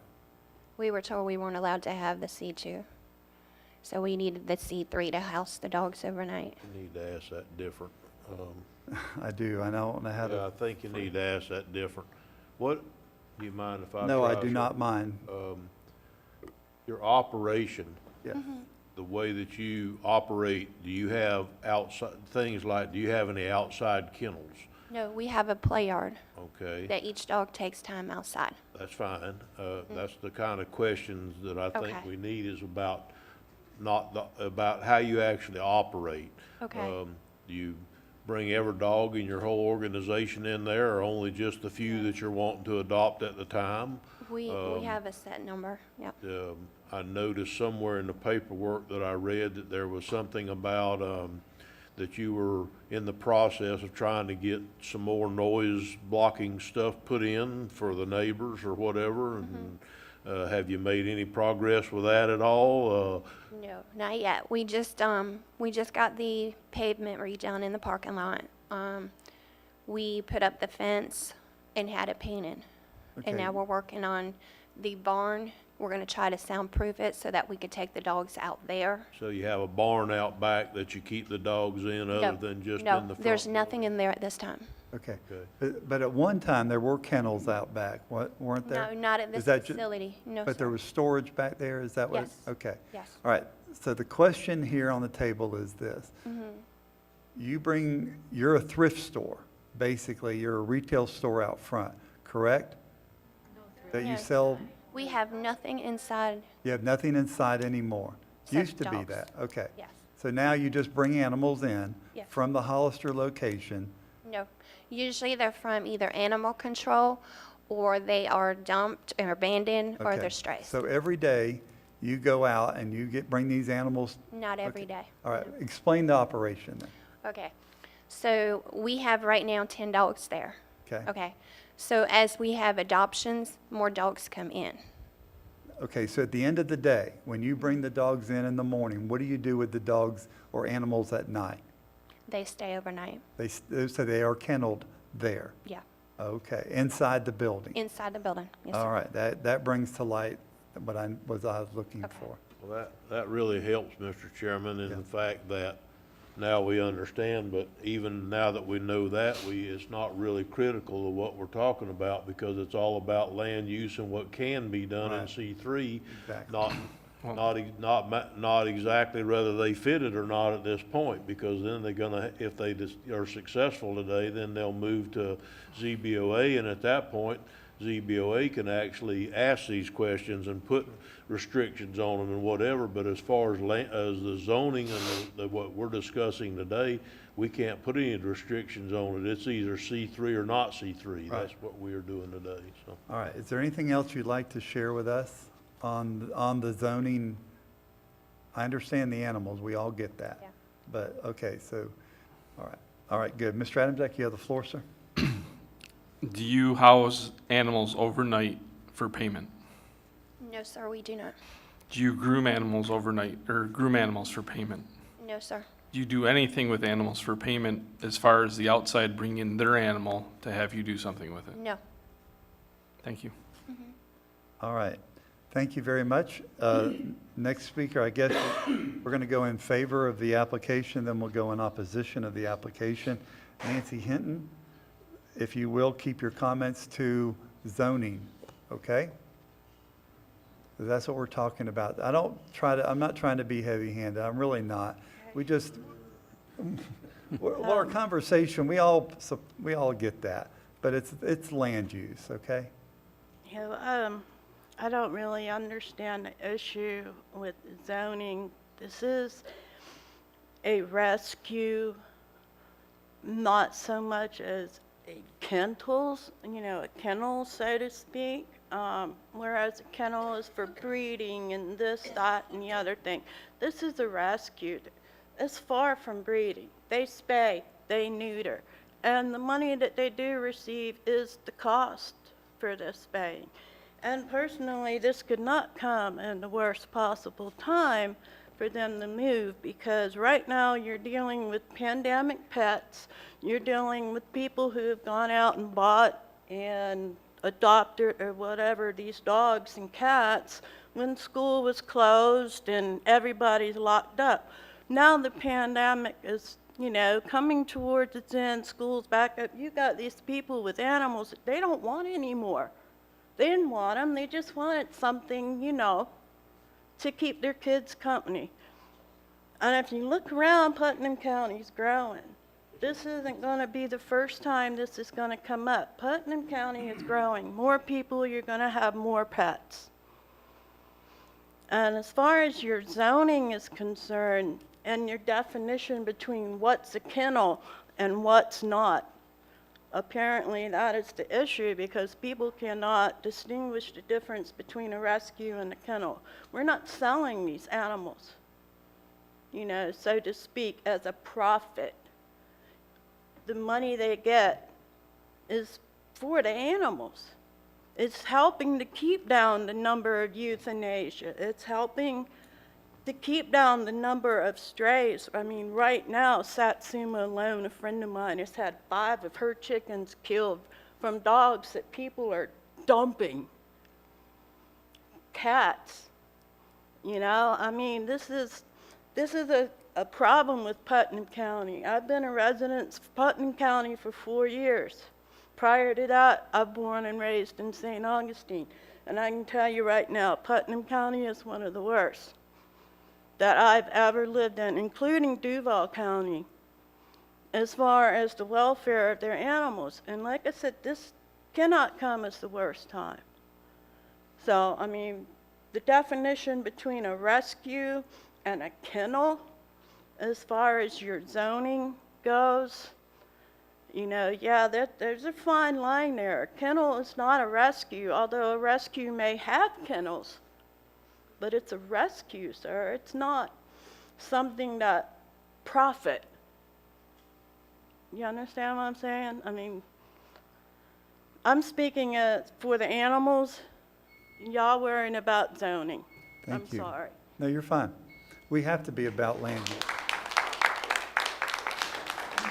All right, that's the end of my blue card speakers. Is there anybody else would like to? I'd like to make a statement quickly. Mr. Adams? I think that we're considering the wrong thing completely, because if we're currently, you said we're zoning veterinarian offices that we know actually receive payment for housing animals overnight. I mean, I've paid mine, as C2, as an office. I think this actually meets that definition even better than a veterinarian's office does, because they're basically the office of a nonprofit agency who happens to do the work of the nonprofit, but under no commercial objective to raise funds through basically housing animals on behalf of the outside patrons, or to sell anything, or to sell grooming services or anything else like that. So I think this actually more meets the definition of C2 under office than a veterinarian's office does. Mr. Chairman. So I don't know how we do this, but I'd like to throw this out and allow the uses of C2 as a not-for-profit office. Mr. Quintinus, I'm sorry. That's all right. Mr. Chairman, thank you. So I don't think, with all due respect, I don't think that there's a question here on whether this is actually a kennel, just because the definition does include nonprofit rescue facilities in the kennel definition. So, yeah, but under that, a kennel is considered a business, so they're not in the act of kenneling dogs. They're not in the business of kenneling animals. Well, that would require a payment to come to them for that purpose. So regardless of whether they're making a profit, if they operate, regardless of whether their funds for operation are coming from individual citizens or grants or anything else, it would still be considered a kennel and a commercial facility because of the nature, not so much because of whether they're making a profit or not. The nature of the use. Yeah, so the nature of a veterinarian's office that has a facility that can house a dog overnight is they're actually pursuing a payment, and they're pursuing people to come do that. They're in no way pursuing anyone ever to bring their animal into that place as a kennel, as an operating kennel. So I don't agree with that definition, but I guess we have to defer to, and I guess I'll ask the attorney, is that? I don't think we have the authority to just throw. No, we can't just, again, this is a land use issue. Well, what is our authority, I guess, Rich? We can always change land uses, but that takes an amendment. Mr. I mean, there's an ordinance before you as to whether or not you're going to approve or deny the request to change land use. That's it. That's your authority. That's our authority. So if we denied it, though, could we also make a motion to accept this particular use under C2, given the fact that it's a not-for-profit office? No, because that's not before you. Okay. Yeah. Mr. Rawls, then I'm going to open it up. We got one more blue card, and I did forget that. I apologize. Like I said at the beginning, I think that this needs to be workshopped. I think The reason that I asked you to look at veterinarian is I looked it up. And my concern is we're fixing to step into a territory where we're going to dispense disparate treatment. We're going to allow it for one group but not another. I think we need to slow down a little bit. Whether we change the zoning or not shouldn't matter. I agree with Commissioner Adams. I think they meet the current zoning because we allow it for every veterinarian office that allows boarding of animals. They also sell medicine. They sell dog food, by the way. What are we going to do with Petco when they have their animals come in? I mean, we're opening a can of worms up I don't think we need to get into. So I think just like I fell into a funky situation with the sign ordinance in the city of Palatka, they got that cleaned up. I think we need to do the same thing here. Thank you, Mr. Rawls. Mr. Rowe, you had a blue card, and I did not call on you, and I apologize, sir.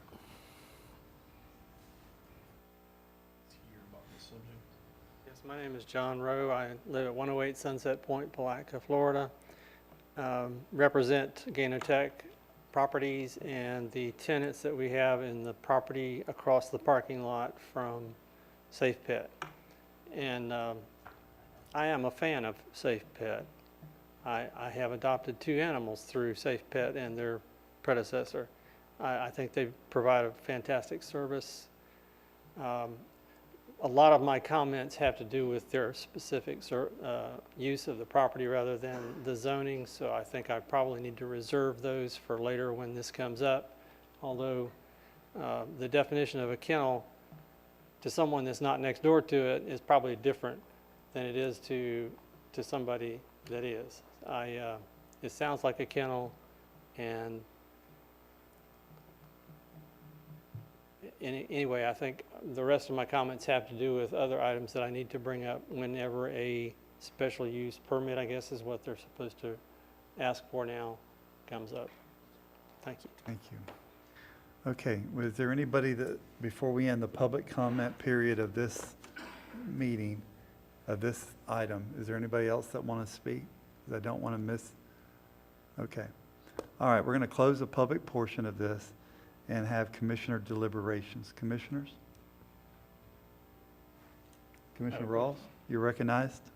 So if this was to be approved today, and then we change the land development code, well, and it then is allowed under the land development code as a C2, would they revert back automatically if they applied for their special use under C3 and then it was allowed under C2? What would happen then?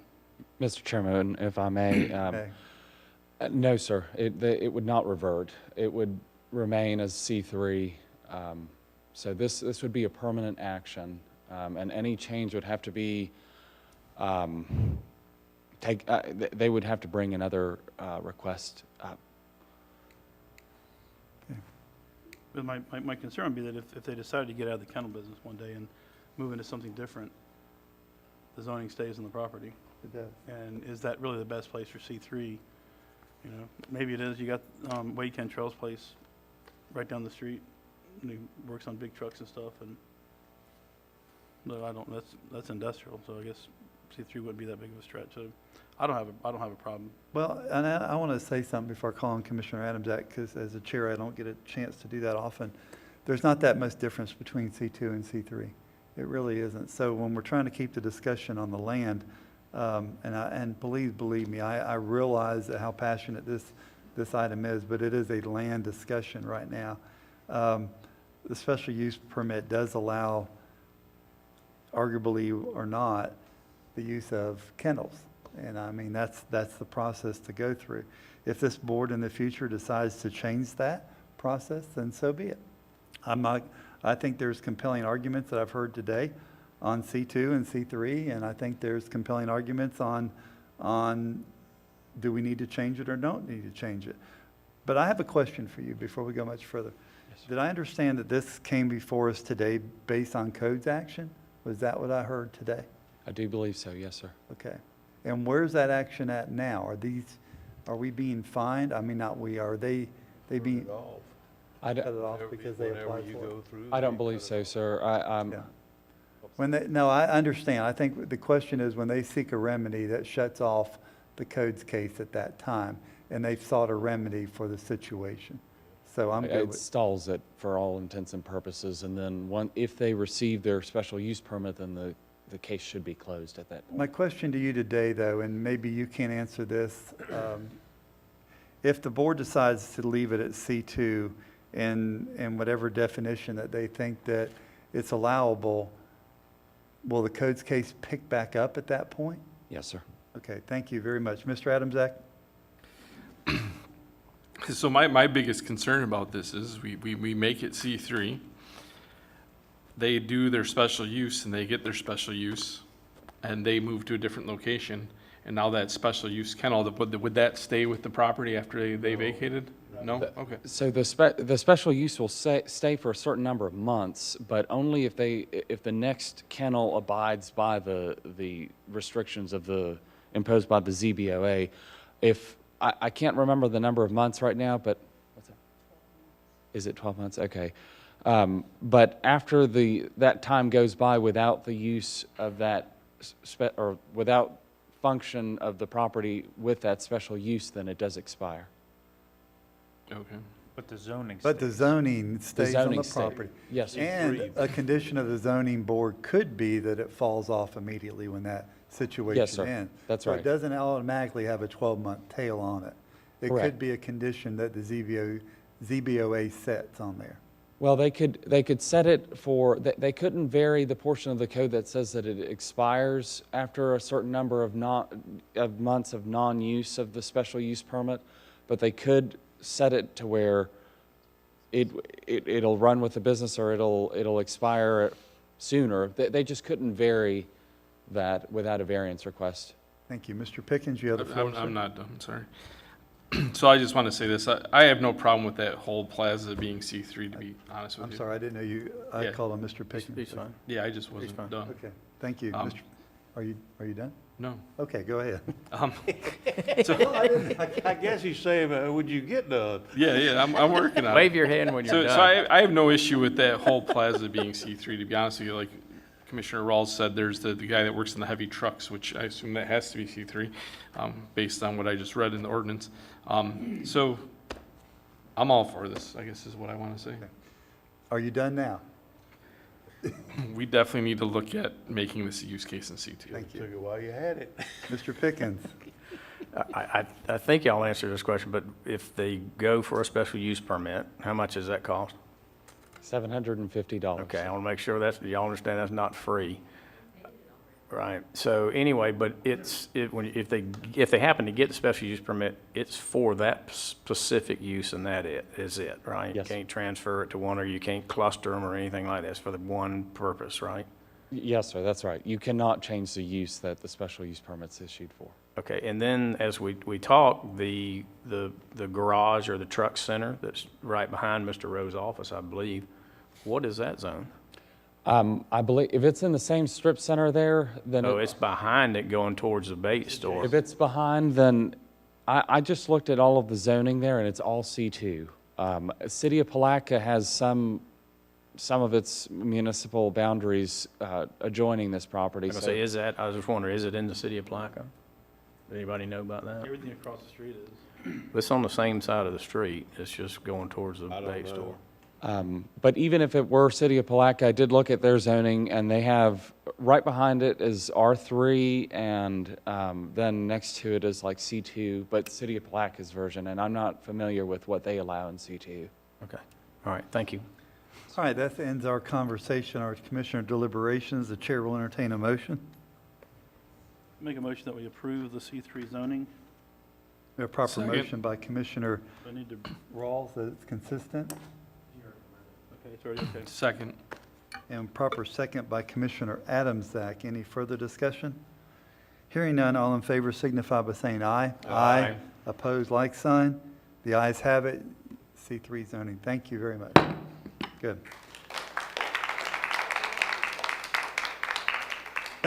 Thank you for what you do, too. And I'm sure that all the board members feel the same way, and appreciate it for that. Next item, item 8A, codes enforcement.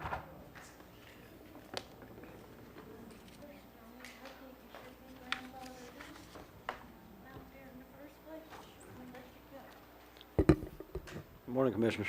Good morning. Good morning.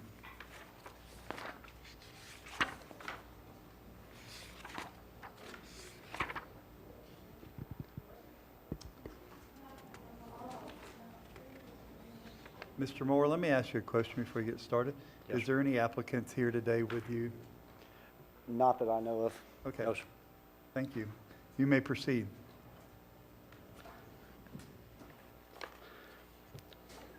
First case is address 114 Maple Lane, Interlochen, Florida. Property owner's name is R.K. Putnam, LLC. The original fine amount was $129,704. The total cost of enforcement action is $2,641. Property owner has recently purchased the property. The property is now compliant, and he is requesting a fine reduction. If the board approves, we recommend the reduced fine to be paid within 90 days. Anybody here want to speak in favor of this? Anybody opposed? The applicant's not present. Commissioners, what's your pleasure? Mr. Chairman, make a motion that we reduce the total fine by the $1,800 administrative monthly fee, giving them 9 days to pay a total of $841. Okay, I mean, $1,841. No, $841. Yeah, it's $841.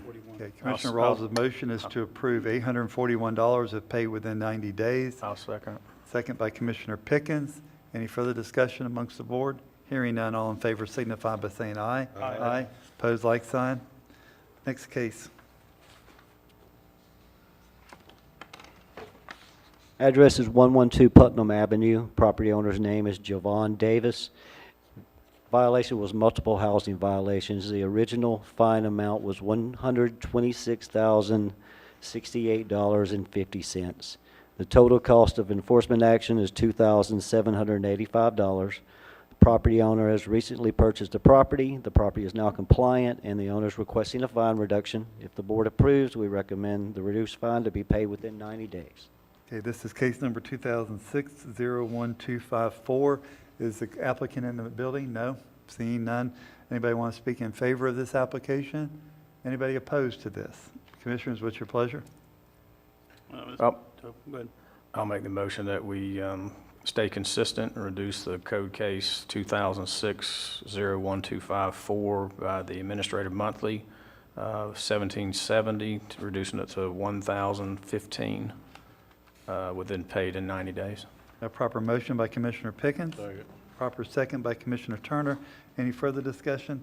Hearing none, all in favor signify by saying aye. Aye. Pose like sign, the ayes have it. Next case, case number 2011-00864. Address is 426 Himalayan Street. Property owner's name is Top Dog Property Solutions, LLC. Violation was unsafe mobile home. The original fine amount was $30,022. The total cost of enforcement action was $7,140. The property owner has recently purchased the property. It is now compliant, and they are requesting a fine reduction. If the board approves, we recommend the reduced fine to be paid within 90 days. Applicant here. Anybody want to speak in favor of this application? Anybody opposed? Seeing none, Commissioners, what's your pleasure? Mr. Chairman, make a motion that we reduce the total fine by the administrative cost of $1,150 for a total cost of $5,990 and give 90 days to pay. Proper motion by Commissioner Rawls. Second. Second by Commissioner Turner. Am I looking at the right one? What was the total you said? $59.90. Okay. Yeah, because the It's got abatement. abatement costs in there. Yeah, I've had to look at that twice. Yeah. All right, so we have proper motion, proper second. Any further discussion? Hearing none, all in favor signify by saying aye. Aye. Opposed, like sign. The ayes have it.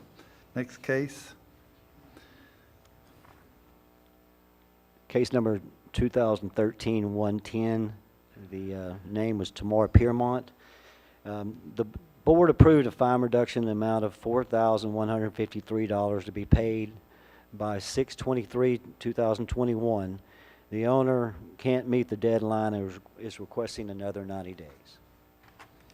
Mr. Moore, do you believe that 90 days is enough? Because this is a pretty steep fine, and we've already given 90 days.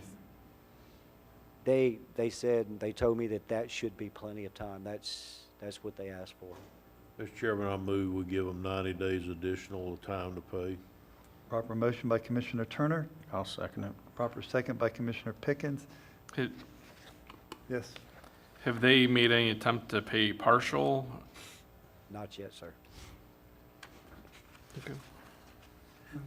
Applicant's not in the room. No one wants to speak in favor or opposed. I don't see anybody running up to do that.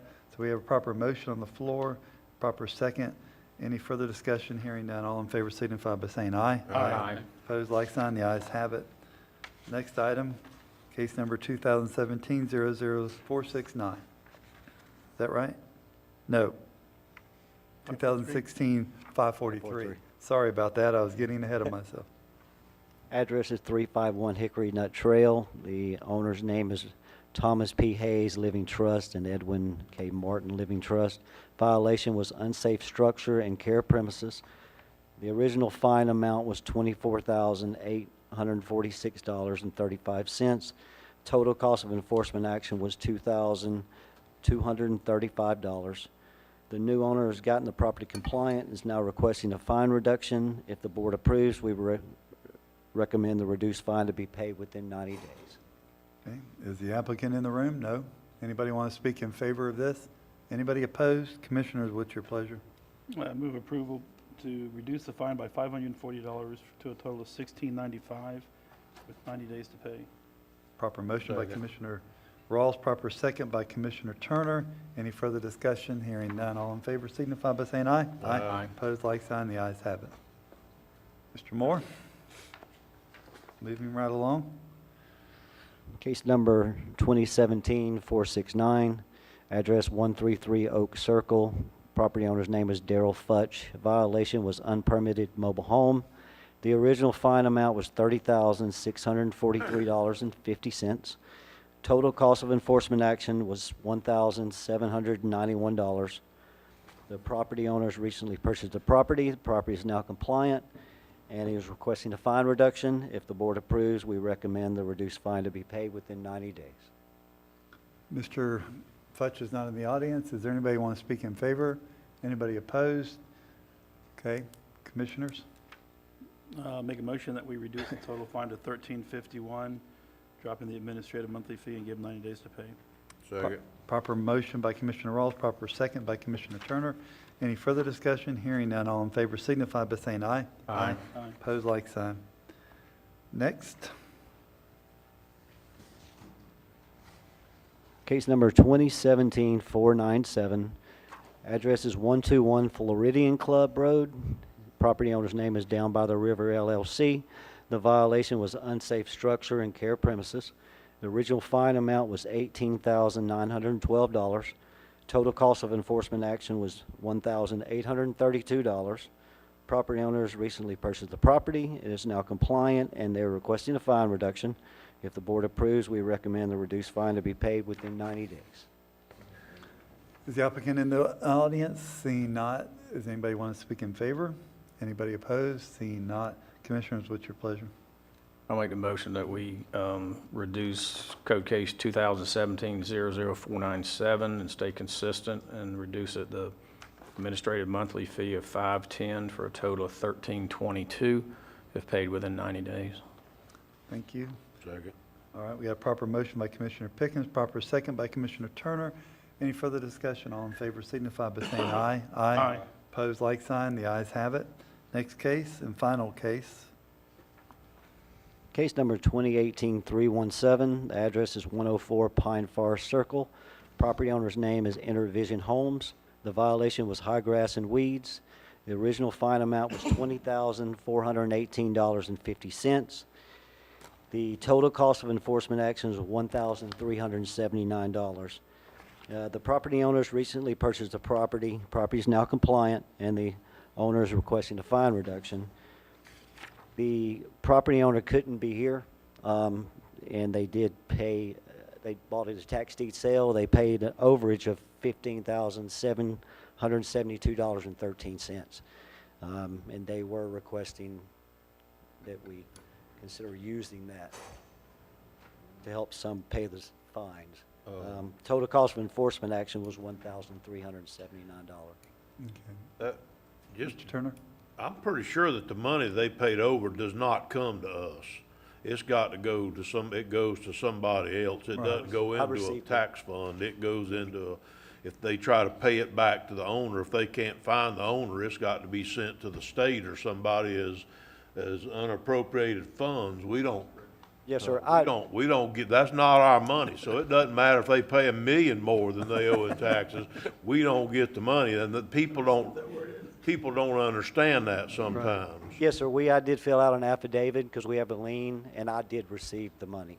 Okay. And that would to the Towards case. your lien. Yes, sir. Towards the Okay. lien. So. How I'm much money confused. did you receive? I've got confused I now. received the full amount, 15,772.13. Towards the lien on this Yes, so out of a $20,418.50, That does not include the 15,000. okay, but that goes towards that. So someone saw this lien, someone saw that amount, paid us $15,000 towards it. Yes, sir. They Okay. paid over on the tax extra deed money sale. that was paid over and above that would have normally gone to the state because they had a lien on it. Gotcha. They applied and got the money, so this gentleman that bought this property has already paid $15,000 over and above what was owed on it at the tax, what he had to pay for it on the tax deed sale, the minimum bid on the tax deed sale. Why wouldn't we keep the fine and send them back the rest? Well, sounded like a hell of a good idea to me, Commissioner. Because the original fine's bigger than. The original fines is bigger than the 15,000. Well, so if we stay consistent, I'll make a motion, if we stay consistent, we reduce the fine to $1,029, deduct it from whatever the overages were, and refund him the rest of his money? Question mark? No, No. I no. don't know how that works. No, sir. He paid for it yeah, he purchased the property. I'm not opening that can of worms. Towards this. Okay. Why wouldn't we just automatically? Mr. Siafi, do you want to muddy the water, or do you want to? Property and just happened to come to us. All right, I'll retract my motion and make a different motion.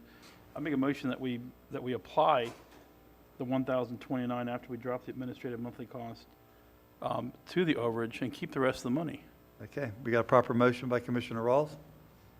I'll second that for Proper discussion. second by Commissioner Turner. Open for discussion. Okay, under discussion, I just want to make sure that I understand what we're Right. doing. We're going to charge him another $1,000 basically to stay consistent with what we've done, but nothing else changes. We'll give him 90 days to pay the $1,000. No, we're going to deduct it from the overage amount.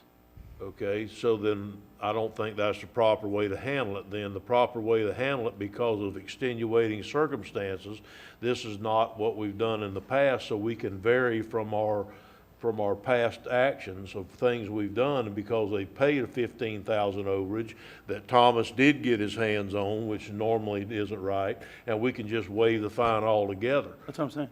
Well, that's not what we said. What you said was you're gonna deduct it from previous monies, and that's not what we I can do. deduct it from the 15th, from the overage. I the understand, overage but see, we covers can't it. deduct, we Well, already got the the overage, so overage you either approve the fine reduction or you waive the fine reduction. That's all we're talking today. I mean, Okay. Yeah, I'm with you. Waive it with the special. Yeah, that's what I'm saying, because of special consideration of overpaying like he did and we Hang on, received the money, hang on. just I'll waive withdraw the my fine. motion in favor of someone else making a more correct motion. Well, we have a motion, I withdraw the second if he withdraws He the did. motion. He Clean it up, withdrew. Okay, Terry. I'll take a stab at this. I'll say because of previous extenuating circumstances, we just waive this one altogether. Thank you. We have proper motion by Commissioner Turner to waive the fine based on extenuating circumstances. Second. Second by Commissioner Rawls. Any further discussion? Hearing none, all in favor signify by saying aye. Aye. Opposed, like sign. The ayes have it. Mr. Moore, thank you so much. Thanks, sir. Appreciate it. Thank you, guys. Mr. Siafi, I would have liked to listen to you, but I saw where it was going, so there's no point. Thank you, thank you. You mean I'm thinking with the same mind as you? Can I ask a question real quick? That's scary. Is there no way that we could set a policy that when we have this arise, it's just automatically taken care of? I don't I think think so. we can't I think because it's got to come to the board for a fine reduction. Okay. But we can remember what we did, and that's the important part. I do want to say one thing, Mr. Moore, you still, yeah. You know, I think every one of the cases except one was somebody purchased the property. I know that the only leverage we have is to put codes cases on people. You've heard me talk about making them so unattractive that people just kind of walk away. because the fines are more than the property is for. I wish we could entice with a carrot instead of a stick. I get the fact that we have to use the stick in this case, but again, I think all the cases we heard today where people purchased these properties, and I just wonder if we made our fines so extensive that people just went, I'm out of here, or maybe they were going to get out anyway.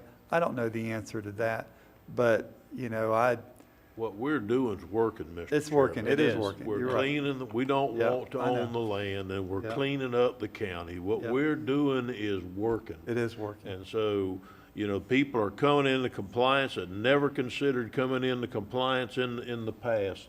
You know, and they're coming in now, and because we're doing these fine reductions, but only if they're in compliance. Right. Now, you wanna blow everything up, grant one that's not in compliance, I then agree. you've just blown your program up. I But agree. as long as you make it a contingency like we have, that, you No, know, I that it's agree. got to be in compliance, then people are doing it. And people are buying these places, Yeah. you know, knowing that we're going to, all we want's compliance, so I'm Back on the I'm tax good. rolls, you betcha. I'm good. All right, Clerk of the Court, Mr. Reynolds, Honorable Matt Reynolds. Good morning, Mr. Chair. I just want to thank the board for helping organize that farm share event that we've got coming up, not this Saturday, but next Saturday, planning to be there. So looking forward to it.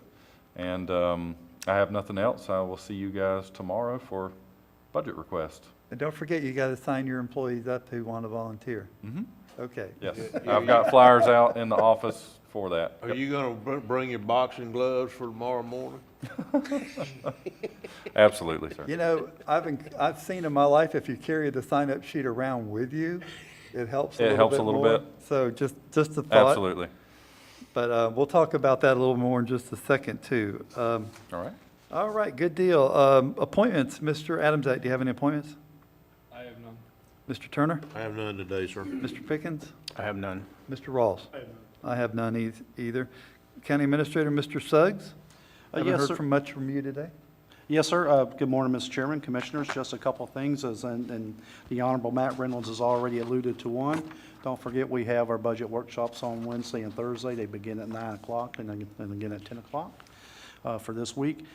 And one last thing is, it was great seeing Representative Payne here today, talking about the appropriations that we got. It was a good year for Putnam County, and I'd be remiss if I didn't thank Mr. Sullivan as our new legislative coordinator for work with Representative Payne's office and Senator Perry's office on those appropriations. But all around, it's been a good day. So I thank you, Mr. Chairman.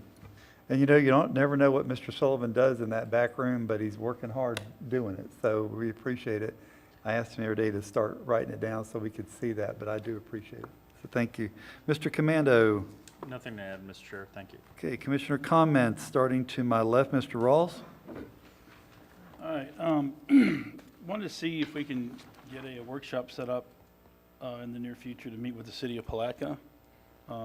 Since I've been elected, we've not met with them. I know it's happened in the past, and I just wonder if we shouldn't start meeting with them, especially discussing local agreements and any potential joint venturing that we can do with things starting to move forward. We're coming out of the pandemic, and you know, the landscape has changed quite a bit, so I think that'd be beneficial. At the last regional council meeting, there was a presentation made by Sean LaHava. Council worked with Flagler County to create a countywide approach to resilience planning. I think, and I talked to Sean as I left the meeting, and he said that he would love to work with us on that and maybe reach out to DOE and see if there's not a possibility for us to get a grant to do the same thing. You know, because the one thing that the pandemic has taught all of us, or at least we should have learned, is that you know, the definition of resilience changes when you start throwing in all the mixes of what we had, not just economically, but medically, people locked in. And then, you know, I could go into a litany of emails that I've received over the past few weeks, especially regarding mental health and substance abuse and a lot of issues that created. You heard today about the animals. So I think that's probably something that we should be looking at, is coming up with a resiliency plan. So, you know, putting what we've learned in writing, basically. Just a reminder that next Monday at 6 p.m. is a town hall meeting at Boswick, at their community center. That'll be at 6 p.m. I want to give you a real quick update on the Animal Services Building. I met with Ms. Cole from Public Works. She's currently working on more details. I think we're probably 70% complete with the design.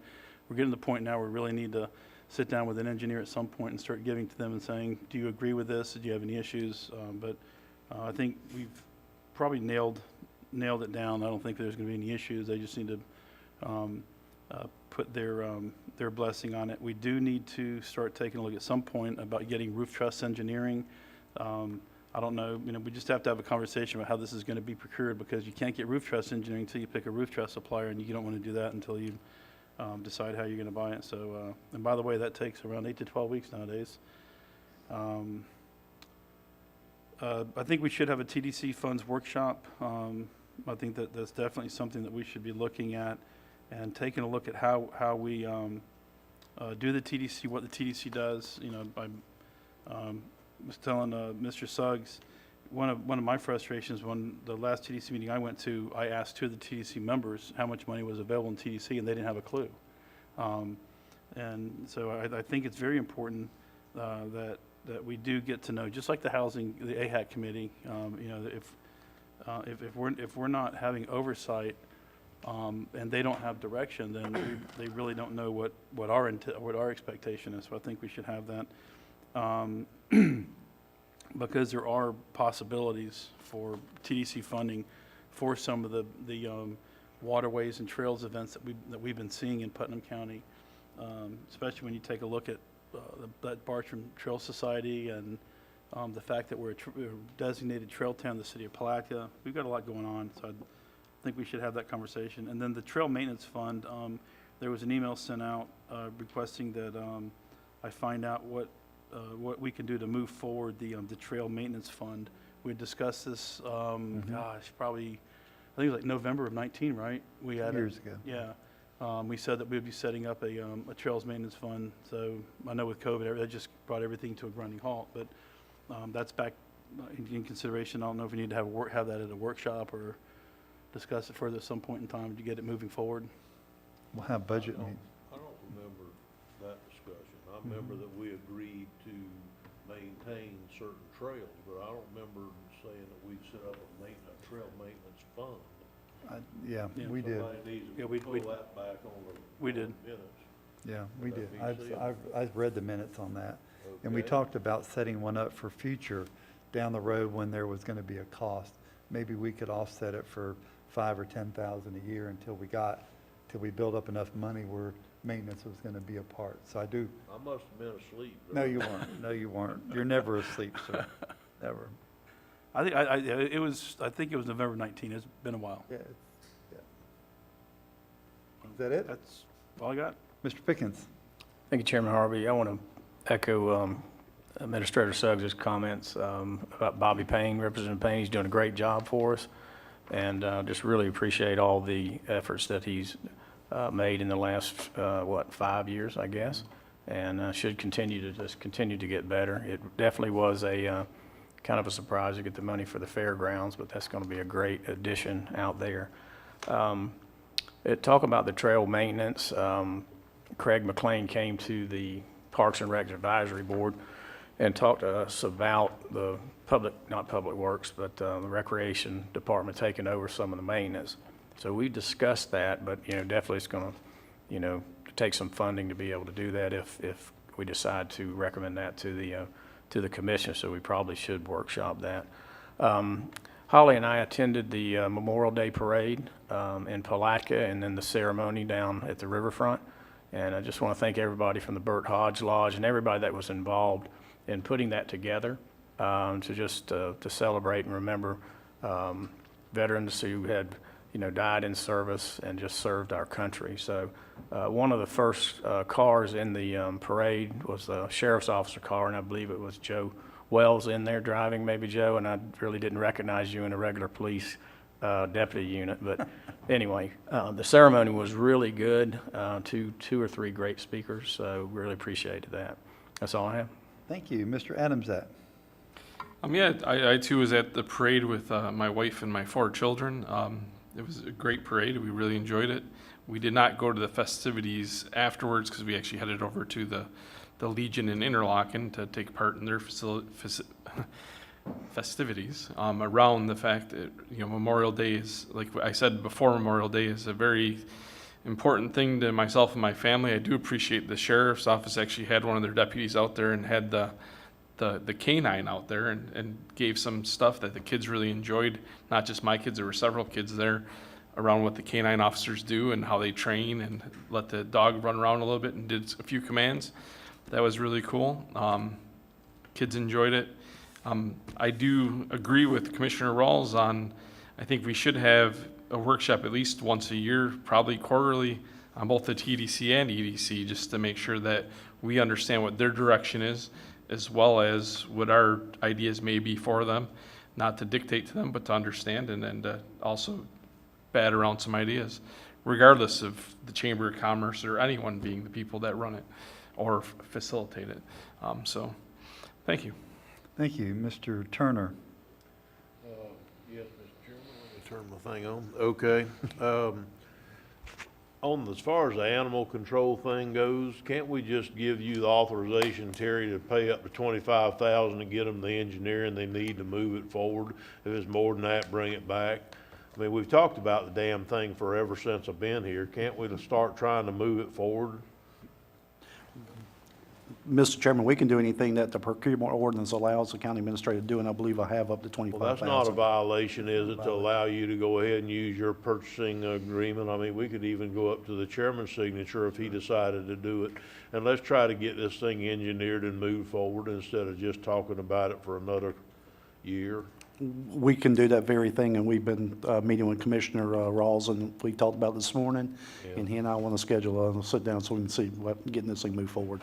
Well, if anytime you feel like you need an update or something like that brought to us, that's fine. But as far as I'm concerned, we've thrashed this thing out about as hard as we need to thrash it. And, you know, if we just need engineering, it sounds to me like that's the next step. Danita probably knows engineers we can send it to and get it stamped or whatever if she's that far along yet. So anyhow, I'd like to see that move along. And I'd like to say that I'm glad to see that we're going to talk about the Georgetown Riverfront Park. I did in this afternoon's workshop. I'm glad that we're going to do that. I'm hoping that we can move that project forward. I still don't know if we've determined, I'm going to wait to talk about it till then, but I still don't know if we've determined yet, can we have a boat ramp down there or not? Because if we hadn't, we need to try to identify something else south to put a boat ramp on the river using that money.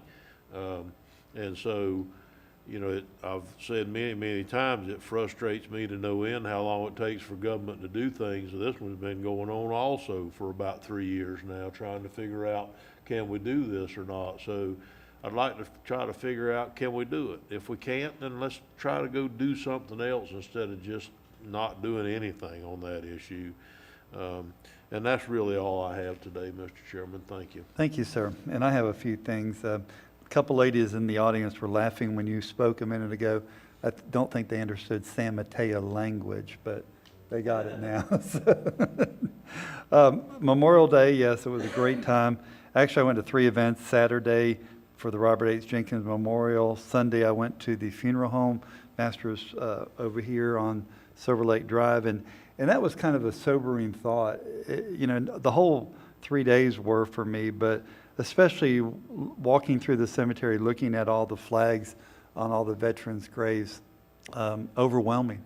It really was just an overwhelming moment for me personally. And you have those moments in life that you see that, and you hear the flag flapping in the wind, and you think about the sacrifices our men and women made to keep our country free. And it just really struck me. And then I was able to be at the American Legion and give a speech a little bit on Monday morning. And that was a very good time also. Farm Share is the 19th. We do need help, as you well know, and we need volunteers to sign up. We'll be bringing my cooker, and we're going to do some sausages on a stick. I learned that at Buc-ee's the other day. Yes, I'm sorry, you probably saw it there too, but they were really good, expensive. But I've got a thought in mind, so we're going to do sausages on a stick for Farm Share for our workers. And commissioners, I want to ask a question here. I'd like to go to the town of Interlaken tonight and ask for a joint meeting with the town of Interlaken. The proposed date is July 27th. It's a Tuesday at 6 p.m. Doing it during the summer, we can use the C.H. Price Auditorium on Tuesday, July 27th. Yes. To do what? To have a discussion with the town council on a joint meeting with them. If it doesn't have to be anything formal, as many commissioners that want to attend can attend, but I'd like for us to try to look at that, having that joint meeting with the town of Interlaken. 6 o'clock. What? What are you looking? It just needs to be advertised, right? Yeah, we would have to advertise it if there's more than, but that could accomplish a West Putnam Town Hall meeting, and it could accomplish a few things that we could get done that this board has been wanting to do. So if that's a good date, Commissioner, is that okay with everybody? Yeah. Yeah, we'll just, What was that date again, sir? July 27th at 6 o'clock, Tuesday night. And we can meet with the town of Interlaken. Is that okay? Then I'll move forward by consensus. Everybody good with that? All right, good. And that is all I have. Commissioner Adamsack, you have a I'll question? write it down. Tell me that date again. July 27th, Tuesday, 6 p.m. I just wanted to express my regrets for the farm share event. Unfortunately, fortunately, I have an alternative event that I am teaching at Vacation Bible School, so I will be unable to attend with you. We're doing ours on the weekend this year. It was the only way we're doing it two weekends in a row, so it happens to be those 2 weekends, this We weekend and next. appreciate that. All right, since there's no further comments, is there any public comments on miscellaneous items? This is the time that the public can speak to us about anything that they want to do. And seeing none, this meeting is adjourned. Thank you.